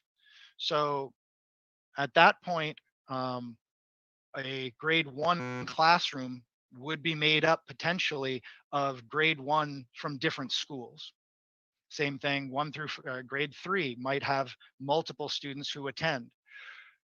If then at the mid-year mark, someone wanted to re-enter the school or re-enter a in-person learning environment, we are not sure if they could return back to their home school. Because of, again, there are limits both in terms of spacing, both in terms of total enrollment, as well as teacher availability. That is one factor that people need to be conscientious of and be aware of, is that they might not be able. Every attempt would be made to put them back into their home school, but it could not be guaranteed at this time. Next slide, please. And we've, in terms of other things related to distance learning that I can give you an update on, professional development, the Title II submission. While we have local funds, we have federal funds. That submission is due by the end of this week and is currently in the process, and we have tiered PD all lined up that we are confident will be approved, and it will allow us to help meet teachers where they are in terms of technology, in terms of equity, in terms of our differently abled learners. So it, as well as our Title II submission, will allow us to make good on the assurances of the professional development that we said we would give all faculty and staff. We are also I'm trying to get what's referred to as the ESSER, or the Elementary and Secondary School Emergency Relief grant, in as soon as possible. We want to get that in as soon as possible because we need we need the funds, we need the reimbursement for it. We can help our local and state government make the case that we need more funds by using and reimbursing on the funds that they've currently got allocated for us. So we are working diligently on that to make sure we get the equipment and technology and the reimbursement, as well as to support an action plan for improvement. Pre-opening meetings are being slated and organized. I just wanted to make sure that I gave a shout out to Dr. Hughes to make sure that our most at-risk learners or at-risk populations are accounted for in terms of schools reopenings. In terms of curricular supports, the expansion of the EL curriculum, as well as the continued implementation, is going on.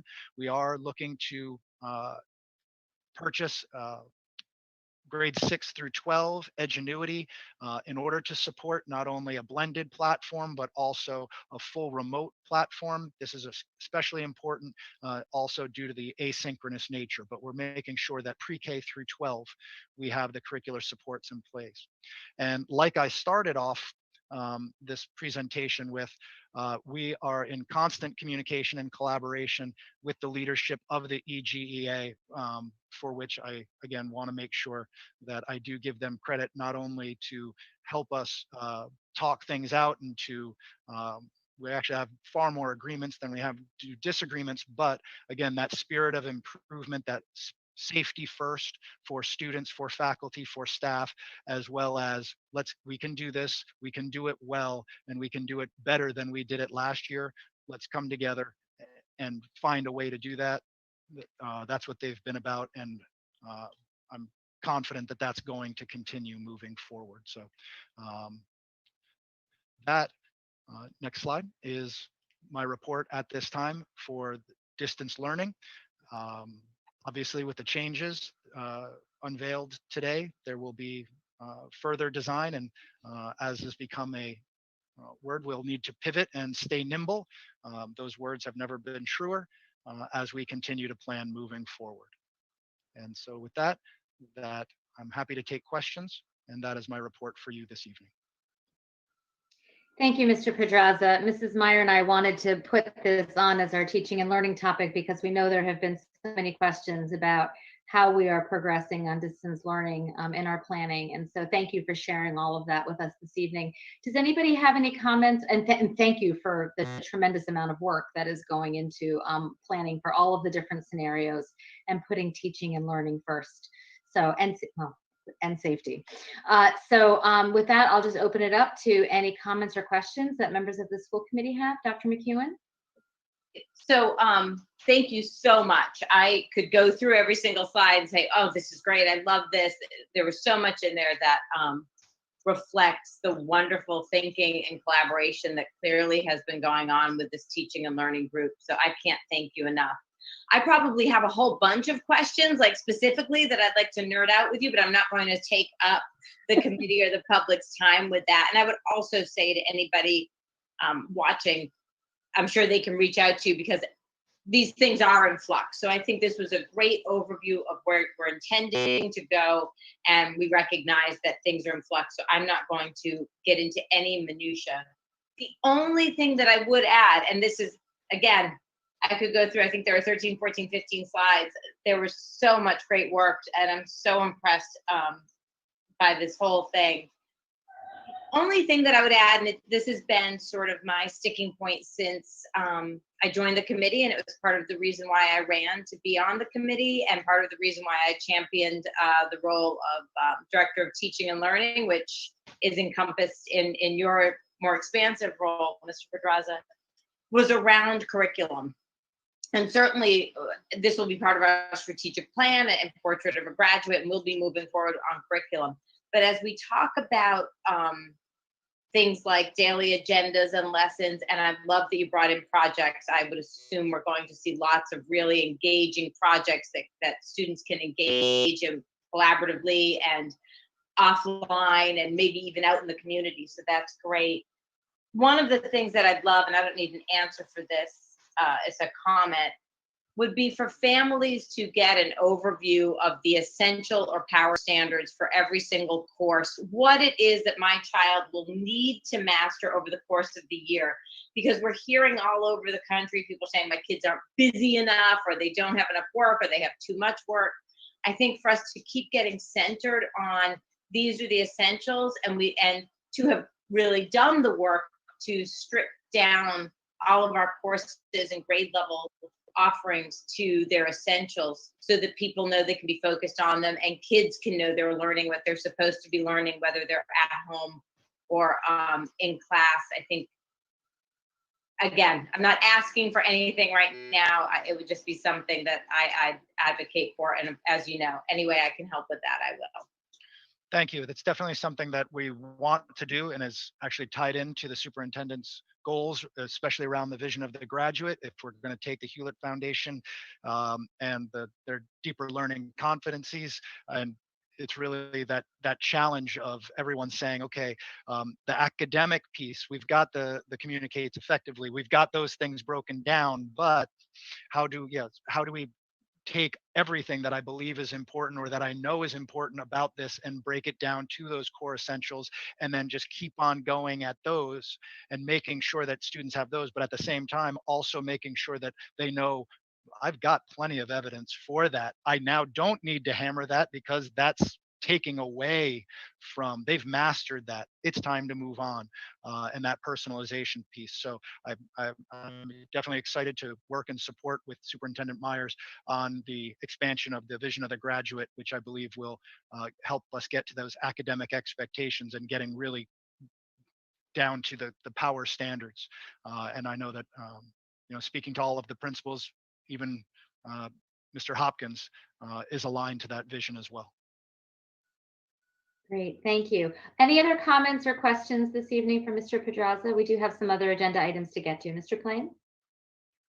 Thank you.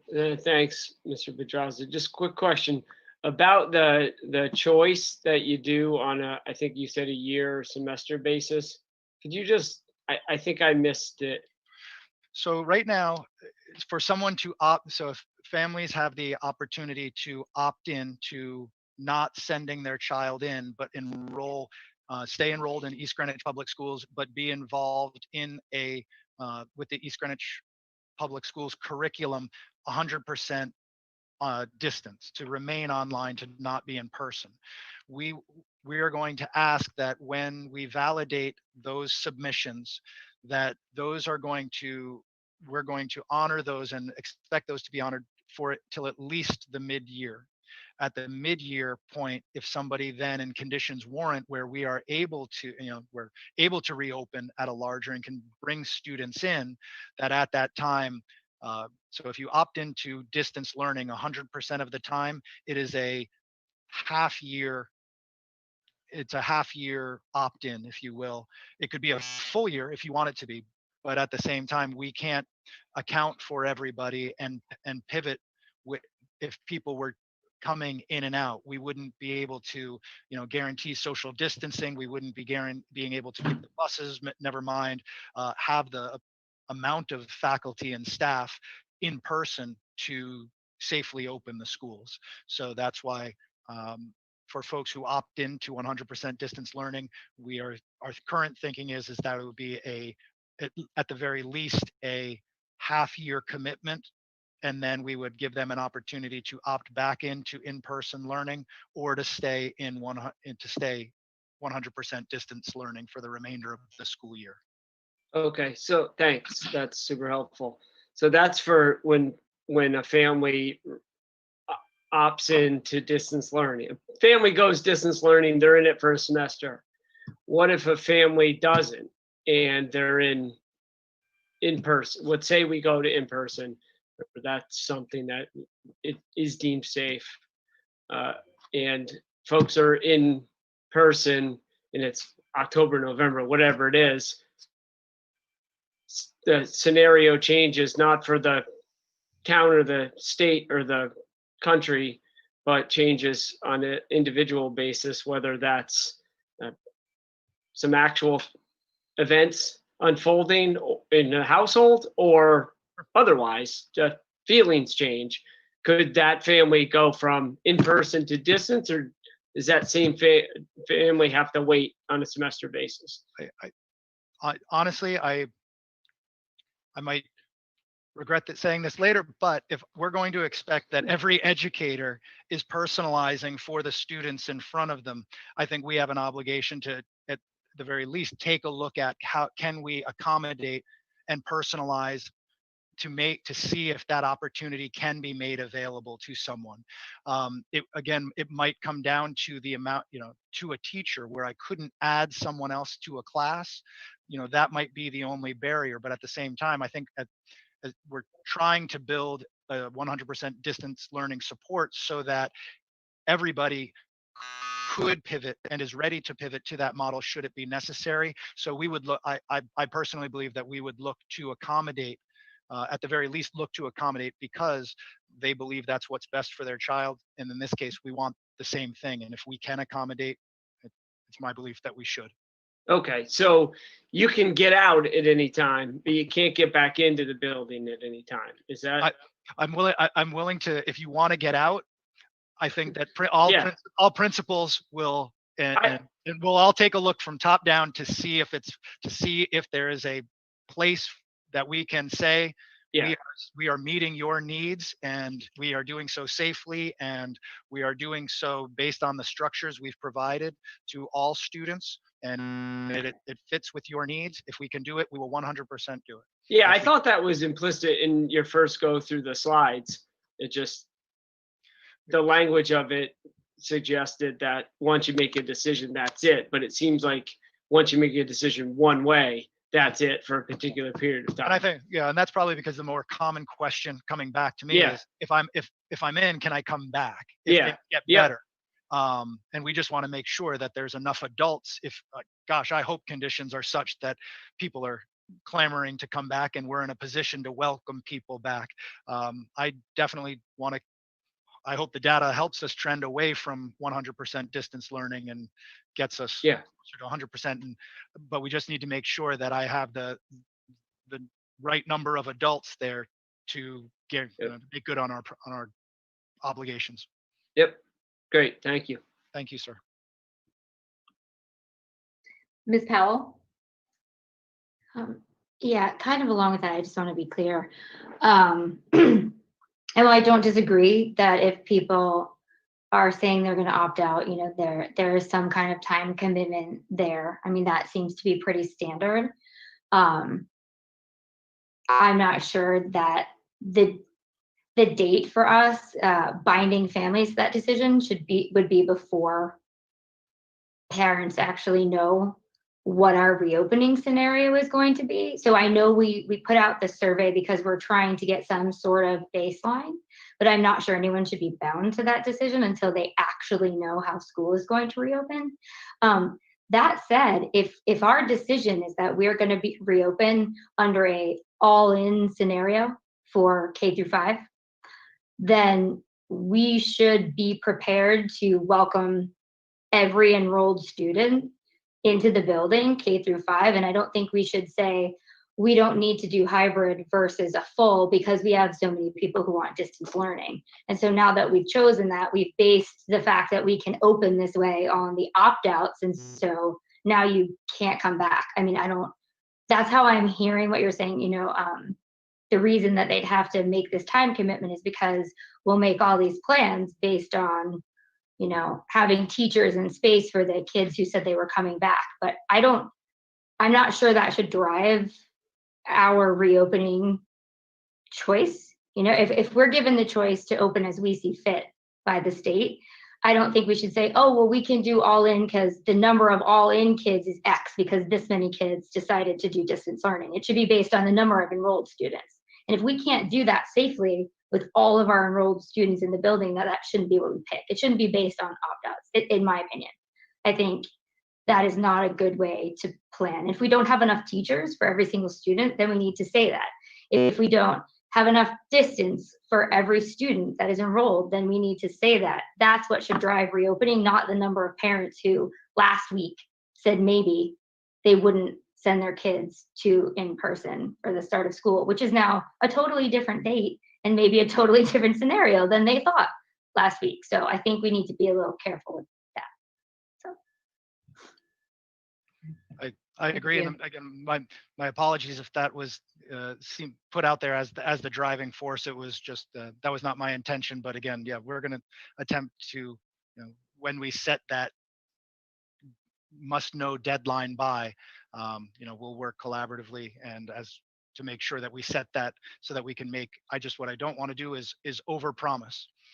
And so based on someone saying that they're opting in, I don't want to then say we are within these types of framework. Now, again, whether that then changes because the number of people opting in or opting out changes, I just want to make sure that I'm being clear and transparent with folks about what they're walking into or what they're going to be logging into.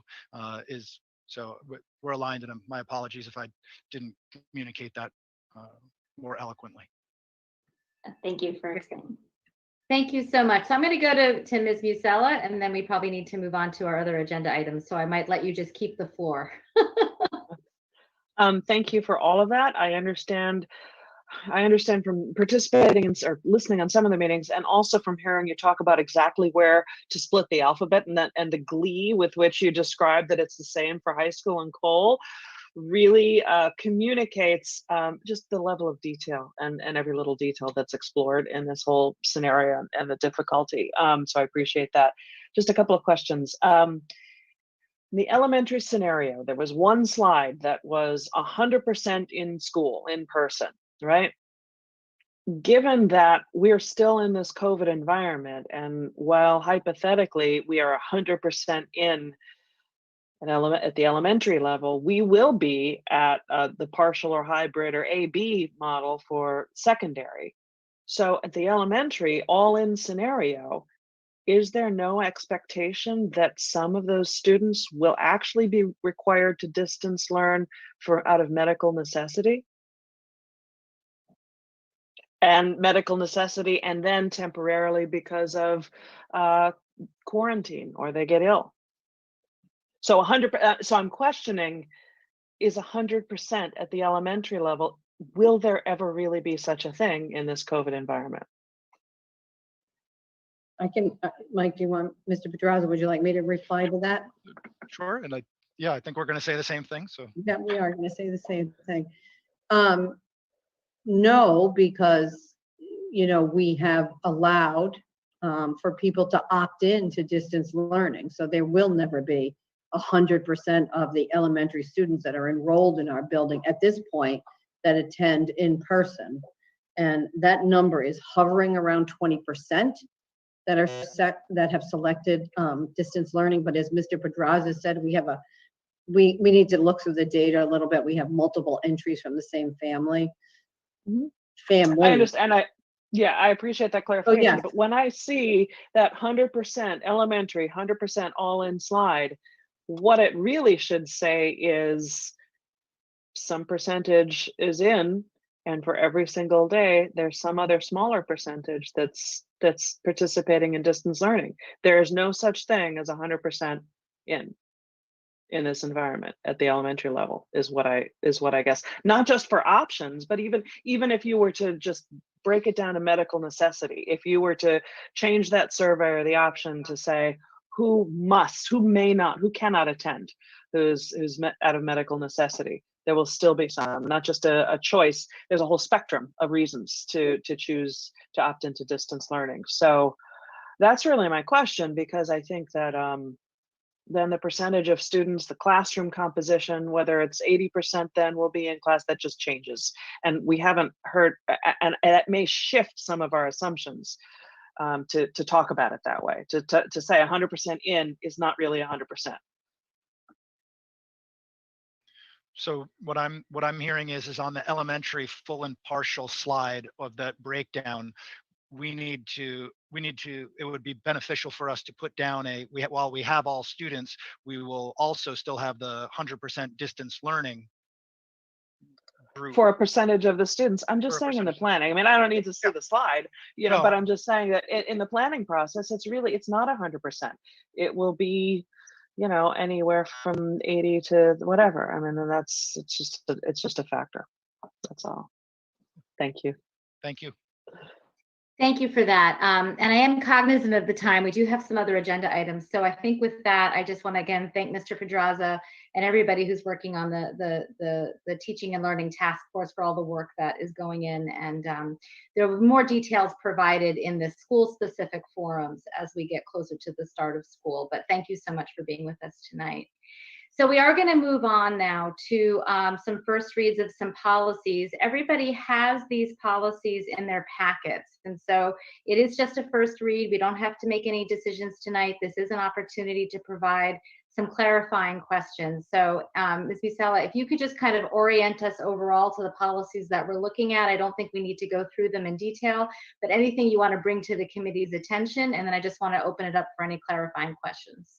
Sure, thank you for that. And I intended this to be a very broad discussion. So these are 4 policies. They all sort of go together. We currently have 2 policies in our policy manual: internet safety and acceptable use of technology, or whatever it's actually called. We must have an internet safety policy, per federal state law. Anyway, so these policies are about 6 years old, or more. So it's time to take another look at them. And really, the master policy is really what our director of technology wanted to expand into: responsible and acceptable use. Sort of offshoots of each of those are the loans of devices, which is really sort of almost procedural, but it's a large enough piece that we kind of wanted to put it into a separate policy, as well as the social media piece, because there had been some discussion about a year ago about the need for a social media policy. Again, it's a big enough chunk to probably warrant its own policy rather than some provision within one of the larger policies. I guess the important pieces are in contemplating this. This is Dr. Arnoff and I put these together, discussed them extensively, and we policy committee met to discuss. I think the biggest piece is there are several components that need to be in policy, and it's really how to organize them and what goes where. There will be another. When we talk about acceptable use versus responsible use, there was some discussion at policy committee just regarding if we are providing, we are encouraging not just what's acceptable, what you may be penalized for potentially with respect to acceptable use, but with responsible use, encouraging good digital citizenship. How do we put that language in? We put it as really sort of broad, but with the understanding that there are aspects in the school day of every one of our students that speaks to that, because every one of our students uses technology already. So the challenge was to just make it broad enough yet specific enough to do what we wanted it to do. There's still some cleanup required. There are some legal sites. We should include FERPA in that as well. And the other piece of this is going to be just making sure that they all are put together the right way to really set forth their expectations. And then there'll be some, and this is the administrative piece, some sort of a form with additional guidance or best practices probably that would attach to some permission form and the lending of devices or something like that. So that's how kind of they all fit together. For a second read, I would bring back the distance learning policy for a second read so that this body can contemplate all of them together, because they're all obviously connected, although these four are really the kind of the meat of it. So really that's it. That's the big picture. You've had a chance to take a look. The internet safety and responsible use are not marked against the current policies because they were basically rewritten. But that's it. Great, thank you so much. Appreciate that. Members of the committee, any comments or questions at this time? Again, always so grateful to Ms. Musella and the policy committee for all their good work. And thank you to Dr. Arnoff, who is here, obviously, but these are really, he lives in these, and he's been writing these, along with me. So I just really appreciate his willingness to get it done. Thank you. Great, terrific. Thank you so much. So more on this at our next meeting then. Great, thank you.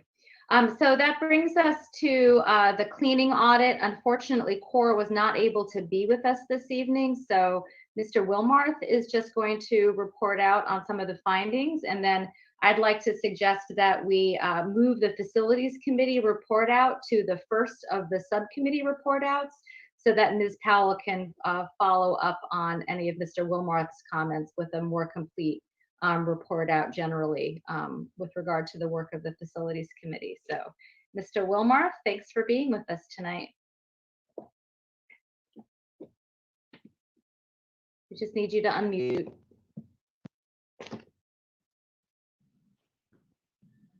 Hello? Hello, welcome. Can you hear me? Okay, we're unmuted now. I apologize, and I missed the introduction because I was being loaded in as a panelist.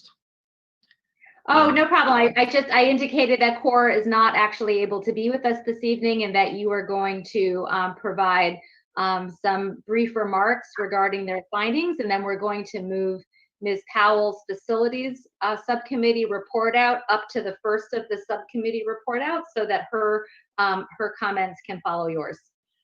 Sure. So we are looking, we were trying to get the core group scheduled for this evening's meeting. Unfortunately, it was a little bit too, not enough time for them to get their ducks in a row in order to present tonight, but we will have them. Hello? Yeah. Oh. Sorry, am I cut out? No, we can hear you. Your video is frozen, but we can hear you. Okay. So they weren't able to make it, but we're scheduling them for the meeting on the 25th, the facilities committee meeting on the morning of the 25th and a school committee meeting on the evening of the 25th in order to do their presentation.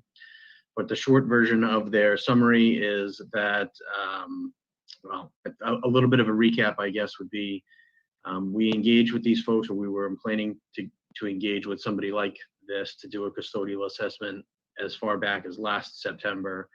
And with the advent of COVID, we sort of pivoted and also had them do an assessment for disinfection and cleaning. And the first piece that we received back from them was the very singular aspect of the cleaning and disinfection for the schools in response to COVID in the event that we do return to school. And what they had let us know was that that was going to require a bunch of FTEs in order. And the second piece that we got back was the overall cleaning assessment of our facilities, which they indicated to us that to meet the level of cleaning that we think we should be at, we require a whole bunch more FTEs in order to meet that requirement. And so that let us know that there was no way that we'd be able to staff the schools with our existing staff for the cleaning and disinfection, at which point we went out looking for additional help in those veins. But I think from a facilities committee point of view and from a school committee's point of view that we want to be locked in on the expectations for the levels of cleanliness of our buildings. And in order to do that, we need to know where we're at and where we're going. And so the assessment that they are able to present to us is going to allow us to be able to fully commit with detail as to every aspect of the cleaning program that would take place. And it would be, for lack of a better term, in stone. We can base policies around it and then really develop a method and strategy and checklists and QA in order to achieve those levels. And we can staff it and supply it with the things that it needs in order to be successful.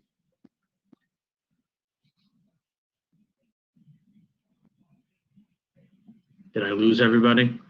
Nope, we still got you. My screen's all blank, so it's hard to gauge.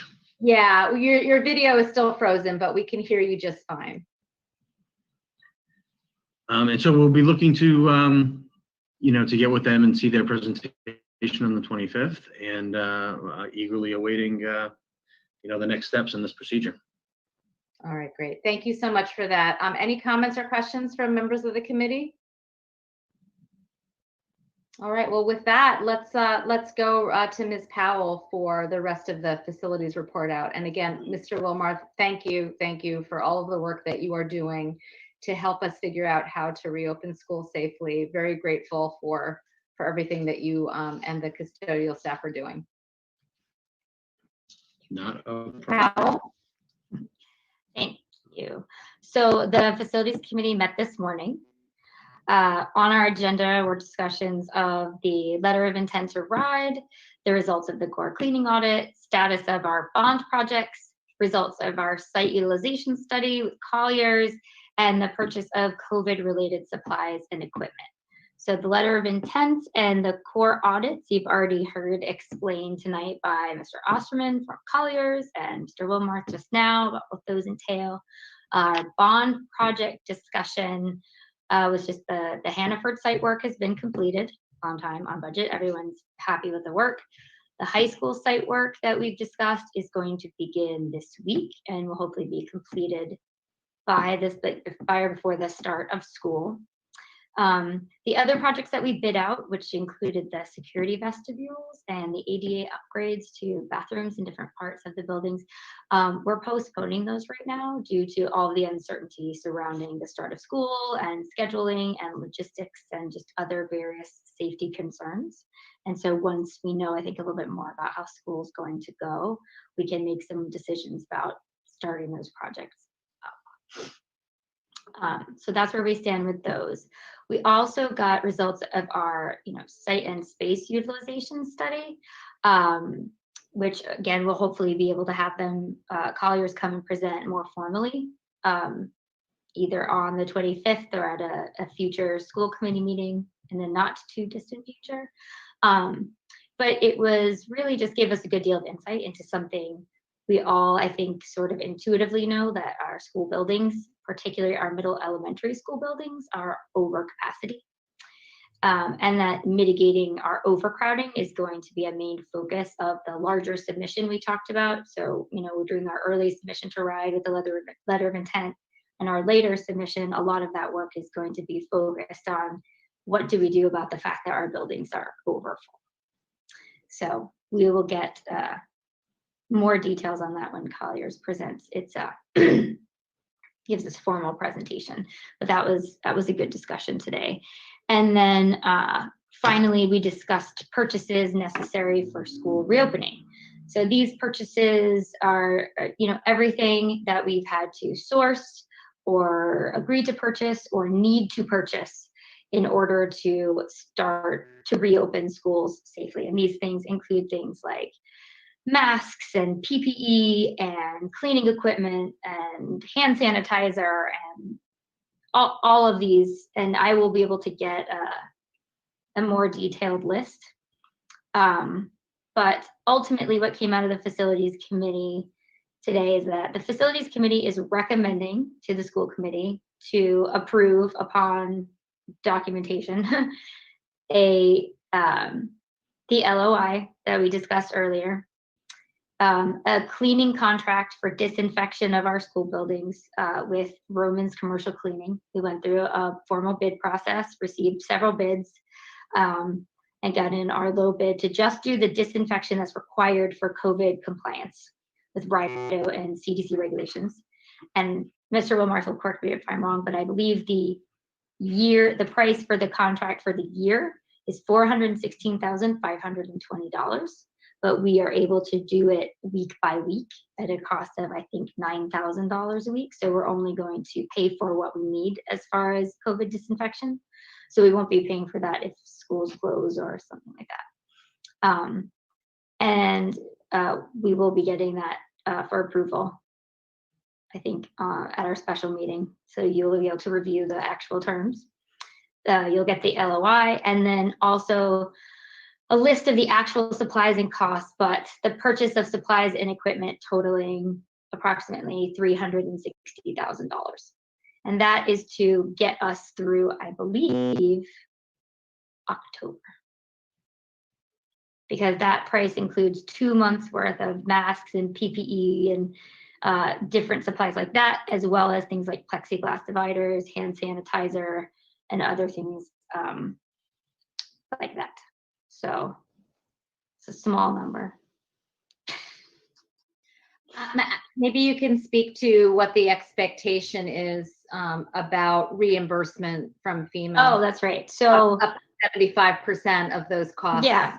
So at least the cleaning, but I think pretty much anything that's COVID related, we I know are working with the town to put together an application for a reimbursement from FEMA, which if we get will reimburse some of these costs up to 75%. And I think we also discussed, so we haven't been able to do this formally, that anything that is structural or improvement based, so some of these purchases are to replace tables, the K-2 with desks, different things like that. Anything where if it's not reimbursable, where we may be able to use funds from the bond because they go to improving the facilities in order to do some of this, but we need to approve the purchases because they are obviously over $5,000. So alone in the aggregate, and most of them taken individually. So great.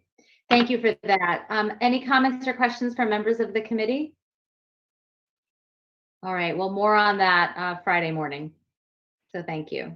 So I'm going to go back to Ms. Musella. We have a Transportation and Policy Committee report out. So you're the only thing standing between us and the end of our meeting this evening, Ms. Musella. So take it away. Huh. Okay, I'll be brief. Just with respect to transportation, we keep meeting every week. We're at the point where, we have routes, the routes basically won't change. There has been what has been sometimes called a survey that's gone out. It's actually a revised transportation request form. It's one response per student, and we've received a little over 1,700 responses, which sounds great, except we really need 100%. Because we really need to know. We're switching the mechanism. It is an opt-in scenario. And so if we haven't heard from 750, 800 of our students, those are students who could potentially be expecting a bus, and we won't be able to provide it for them. So it is crucial, and I know that there have been reminders sent out. It is crucial that this form, that is not a survey, it's not soliciting opinion or preference or past practice, it is a request form that everyone needs to respond if either way, even if they don't, because we need to know that we've reached everybody, which is a bit of a tall order. So there's that. With respect to cost, we really haven't discussed this much. We will need to have a monitor on every bus, including the secondary buses, to ensure, masks and seating and all that, just to improve, assure proper safety protocol. That we put into the plan to ride. We estimated at about $120,000 for the year. That's assuming all in for the year. We have also, I believe, Mrs. Meyer sent the communication. She's notified OLM and Rocky Hill that we will not be able to provide that bus that students from those schools share. So that's $100,000 savings approximately. And we anticipate, because we will do 3 tiers for buses. Those are longer hours for our drivers. So there could be some additional cost associated with that as well. But we also broached the topic at policy committee. What happens if we shut down for a long period of time? And we would hope that we could enter into the same type of arrangement with Ocean State that we did at the end of last year. Nothing has been formalized, but I think that Ocean State is really appreciative of our relationship with them. I hope that that's true. But they've run many scenarios for us, and so they've been very helpful, because when school starts, when in-person school starts, assuming it will, we just don't want to waste time on kids sitting around on buses and delays. That's the last thing we need. The last couple of agendas has been communication protocol, just to make sure that we tighten that up as much as we can between depot, schools, parents, because there's more of a margin for error this year, with potentially two different rosters, so that's what we've been talking about. We meet again this week, and if schools don't, and we had a timeline, that's going to be moved, obviously. So we continue to look for that moving target, to follow that. That's it, I think, with respect to transportation. Policy committee, I have very little else to report. There was one potential policy that we discussed that had to do with, we met this last week, it had to do with photographs and recordings of students and potentially staff, and we were trying to there's some policy language in other policies that speaks to that, but we're looking at making sure we capture everything. We have an existing practice. We get permission slips for everything, and waivers. The question is whether and the extent to which that might need to be captured in a separate policy or not. So we're discussing that along with the tech policies. It's sort of connected to that. And that was the last sort of special policy committee meeting that was scheduled before the start of the school year. There's still a lot to do. There have been policies that we recognize are a priority, but we now can wait until after school starts, whatever that looks like, to sort of continue those, do those next on the priority list. So that's about it. And then we've met a lot and discussed a lot. There's been a lot to do. So I just really appreciate everybody's participation in it. We've done a lot, and have received a lot of feedback and all that. So thank you. Great. Well, thank you. Thank you for the report. And again, for all of the all of the hard work. Any questions for Ms. Musella on either transportation or on policy? Okay, well, seeing none, any school committee member suggestions for future agenda items? If you think of anything, feel free to reach out. With that, I will entertain a motion to adjourn. So moved by Dr. McEwen. Seconded by Ms. Powell. Roll call vote, please. Allison Powell, Aye. Ann Musella, Aye. Carolyn Mark, Aye. Jean Quinn, Hi. Jeff Dronzek, Aye. Lori McEwen, Aye. Matt Plain. Aye. The ayes have it. We are adjourned. Thank you, everyone, for attending our meeting this evening. Thank you to Mr. Posas for substituting for Mr. Oliverio. Appreciate everybody, and we will see you Friday morning and then again on August 25th. Have a great night, everyone. Thank you. Bye.